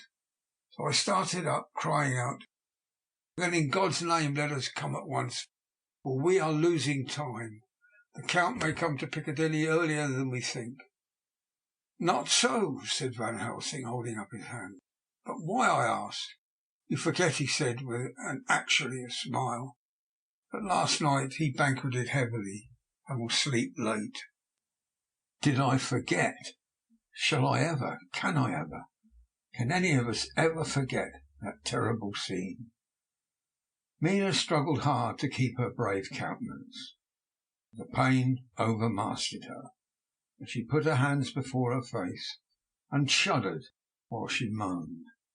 Van Helsing had not intended to recall her frightful experience. He had simply lost sight of her and her part in the affair in his intellectual effort. When it struck him what he said, he was horrified at his thoughtlessness and tried to comfort her. "Oh, Madam Mina," he said, "dear, dear Madam Mina, alas that I, of all people, who so reverence you, should have said anything so forgetful. These stupid old lips of mine and this stupid old head do not deserve so. But you will forget it, will you not?" He bent low beside her as he spoke. She took his hand, and looking at him through her tears, said hoarsely, "No, I shall not forget, for it is well that I remember, and with it I have so much memory of you that is sweet that I take it all together. Now you must all be going soon. Breakfast is ready. You must eat that we may be strong." Breakfast was a strange meal to us all. We tried to be cheerful and encourage each other, and Mina was the brightest and most cheerful of us. When it was over, Van Helsing stood up and said, "Now, my dears, we go forth on our terrible enterprise. Are we all armed, as we were on the night when we first visited our enemy's lair, armed against ghostly as well as carnal attack?" We all assured him. "Then all is well. Now, Madam Mina, you are in any case quite safe here until the sunset, and before then we shall return, if we shall return. But before we go, let me see you armed against personal attack. I have myself, since you came down, prepared your chamber by the placing of things of which we know, so that he may not enter. Now let me guard yourself. On your forehead I touch this piece of sacred wafer, in the name of the Father, the Son, and—" There was a fearful scream, which almost froze our hearts to hear. As he had placed the wafer on Mina's forehead, it had seared it. It had burned into the flesh, as though it had been a piece of white-hot metal. My poor darling's brain had told her the significance of the fact as quickly as her nerves received the pain of it, and the two so overwhelmed her that her overwrought nature had its voice in that dreadful scream. But the words to her thought came quickly. The echo of the scream had not ceased to ring on the air when there came the reaction, and she sank on her knees on the floor in an agony of abasement. Pulling her beautiful hair over her face, as the leper of his old mantle, she wailed out, "Unclean, unclean! Even the Almighty shuns my polluted flesh. I must bear this mark of shame upon my forehead until Judgment Day." They all paused. I had thrown myself beside her in an agony of helpless grief, and putting my arms round her, held her tight. For a few minutes our sorrowful hearts beat together, whilst the friends around us turned away their eyes that ran tears silently. Then Van Helsing turned and said gravely, so gravely that I could not help feeling he was in the same way inspired and was stating things outside himself. It may be that you may have to bear that mark till God himself see fit, as he most surely shall on the judgment day, to redress all wrongs of the earth and of his children that he has placed thereon. And oh, Madam Mina, my dear, we who love you be there to see, when that red scar, the sign of God's knowledge of what has been, shall pass away, and leave your forehead as pure as the heart we know. For surely as we live, that scar shall pass away, when God sees right to lift the burden that is hard upon us. Till then we bear our cross, as his Son did, in obedience to his will. It may be that we are chosen instruments of his good pleasure, and that we ascend to his bidding as that other, through stripes and shame, through tears and blood, through doubts and fears, and all that makes the difference between God and man. There was hope in his words, and comfort, and they made for resignation. Mina and I felt so, and simultaneously we took hold of one of the old man's hands, bent over and kissed it. And then without a word we all knelt down together, and holding hands swore to be true to each other. We men pledged ourselves to raise the veil of sorrow from the head of her whom, each in his own way, we loved, and we prayed for help and guidance in the terrible task which lay before us. It was then time to start, so I said farewell to Mina, a parting which neither of us shall forget to our dying day, and we set out. To one thing I have made up my mind. If we find that Mina must be a vampire in the end, and she shall not go into that unknown and terrible land alone. I suppose it is thus in old times one vampire meant many, just as their hideous bodies could only rest in sacred earth, so the holiest love was the recruiting sergeant for their ghastly ranks. We entered Carfax without trouble, and found all things the same as on the first occasion. It was hard to believe that amongst so prosaic surroundings of neglect and dust and decay there was any ground for such fear as we already knew. Had our minds not been made up, and had there not been terrible memories to spur us on, we could hardly have proceeded with our task. We found no papers or any sign of use in the house, and in the old chapel the great boxes looked just as they had been when we had seen them last. Dr. Van Helsing said to us solemnly as we stood before them, "And now, my friends, we have a duty here to do. We must sterilize this earth, so sacred of holy memories, that he has brought from a far distant land for such fell use. He has chosen this earth because it has been holy. Thus we defeat him with his own weapon, for we will make it more holy still." As he spoke, he took from his bag a screwdriver and a wrench, and very soon the top of one of the cases was thrown open. The earth smelt musty and close, but we did not somehow seem to mind, for our attention was concentrated on the Professor. Taking from his box a piece of the sacred wafer, he laid it reverently on the earth, and shutting down the lid began to screw it home. We aided him as he worked. One by one we treated in the same way each of the great boxes, and left them as we had found them, to all appearance, but each was a portion of the host. When we closed the door behind us, the Professor said solemnly, "So much is already done. If it may be that with all the others we can be so successful, then the sunset of this evening may shine on Madam Mina's forehead, all as white as ivory and with no stain." As we passed across the lawn on our way back to the station to catch our train, we could see the front of the asylum. I looked eagerly, and in the window of my own room saw Mina. I waved my hand to her, and nodded to tell her that our work there was successfully accomplished. She nodded in reply to show that she understood. The last I saw, she was waving her hand in farewell. It was with a heavy heart that we sought the station, and just caught the train, which was steaming in as we reached the platform. I have written this in the train. Piccadilly, 12:30 o'clock. Just before we reached Fenchurch Street, Lord Godalming said to me, "Quincy and I will find a locksmith. You'd better not come with us in case there should be any difficulty, for under the circumstances it wouldn't seem so bad for us to break into an empty house. But you are a solicitor, and the Incorporated Law Society might tell you that you should have known better." I demurred as to my not sharing any danger even of odium, but he went on, "Besides, it will attract less attention if there are not too many of us. My title will make it all right with the locksmith and with any policeman that may come along.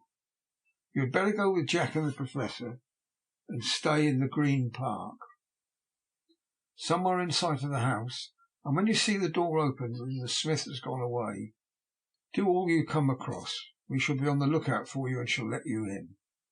"The advice is good," said Van Helsing, so we said no more. Godalming and Morris hurried off in a cab, we following in another. At the corner of Arlington Street our contingent got out and strolled into the Green Park.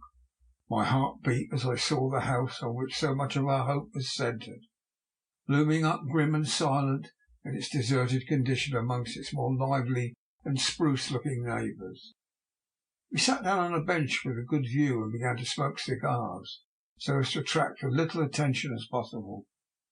The minutes seemed to pass with leaden feet as we waited for the coming of the others.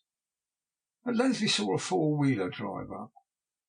Out of it in a leisurely fashion got Lord Godalming and Morris, and down from the box descended a thick-set working man with his rush-woven basket of tools. Morris paid the cabman, who touched his hat and drove away. Together the two ascended the steps, and Lord Godalming pointed out what he wanted done. The workman took off his coat leisurely and hung it on one of the spikes of the rail, saying something to a policeman who had just then sauntered along. The policeman nodded acquiescence, and the man, kneeling down, placed his bag beside him. After searching through it, he took out a selection of tools, which he produced to lay beside him in an orderly fashion. Then he stood up, looked into the keyhole, blew into it, and turning to his employers made some remark. Lord Godalming smiled, and the man lifted a good-sized bunch of keys, selecting one of them, and began to probe the lock, as if feeling his way with it. After fumbling about for a bit, he tried a second, then a third. All at once the door opened under a slight push for him, and he and the two others entered the hall. We sat still. My own cigar burnt furiously, but Van Helsing's went cold altogether. We waited patiently as we saw the workman come out and bring his bag. Then he held the door partly open, steadying it with his knees whilst he fitted a key to the lock. This he finally handed to Lord Godalming, who took out his purse and gave him something. The man touched his hat, took his bag, put on his coat, and departed. Not a soul took the slightest notice of the whole transaction. When the man had fairly gone, we three crossed the street and knocked at the door. It was immediately opened by Quincy Morris, beside whom stood Lord Godalming lighting a cigar. "The place smells so vilely," said the latter as we came in. It did indeed smell vilely, like the old chapel at Carfax, and with our previous experience it was plain to us that the Count had been using the place pretty freely. We moved to explore the house, all keeping together in case of attack, for we knew we had a strong and wily enemy to deal with, and as yet we did not know whether the Count might not be in the house. In the dining room, which lay at the back of the hall, we found 8 boxes of earth. 8 boxes only out of the 9 which we sought. Our work was not over, and would never be until we should have found the missing box. First we opened the shutters of the window, which looked out across a narrow stone-flagged yard at the blank face of a stable, pointed to look like the front of a miniature house. There were no windows in it, so we were not afraid of being overlooked. We did not lose any time in examining the chests. With the tools which we had brought with us, we opened them, one by one, and treated them as we had treated those others in the old chapel. It was evident to us that the Count was not present in the house, and we proceeded to search for any of his effects. After a cursory glance at the rest of the rooms, from basement to attic, We came to the conclusion that the dining room contained any effects which might belong to the Count, so we proceeded to minutely examine them. They lay in a sort of orderly disorder on the great dining room table. There were title deeds of the Piccadilly house in a great bundle, deeds of the purchase of the houses at Mile End and Bermondsey, notepaper, envelopes, pen, ink. All were covered up in a thin wrapping paper to keep them from dust. There was also a clothes brush and a comb, a jug and a basin, the latter containing dirty water which was reddened as if with blood. Last of all was a little heap of keys of all sorts and sizes, probably those belonging to the other houses. When we had examined this last find, Lord Godalming and Quincy Morris, taking accurate notes of the various addresses of the houses in the east and south, took with them the keys in a great bunch, and set out to destroy the boxes in these places. The rest of us are, with what patience we can, waiting their return, or the coming of the Count. End of chapter 22.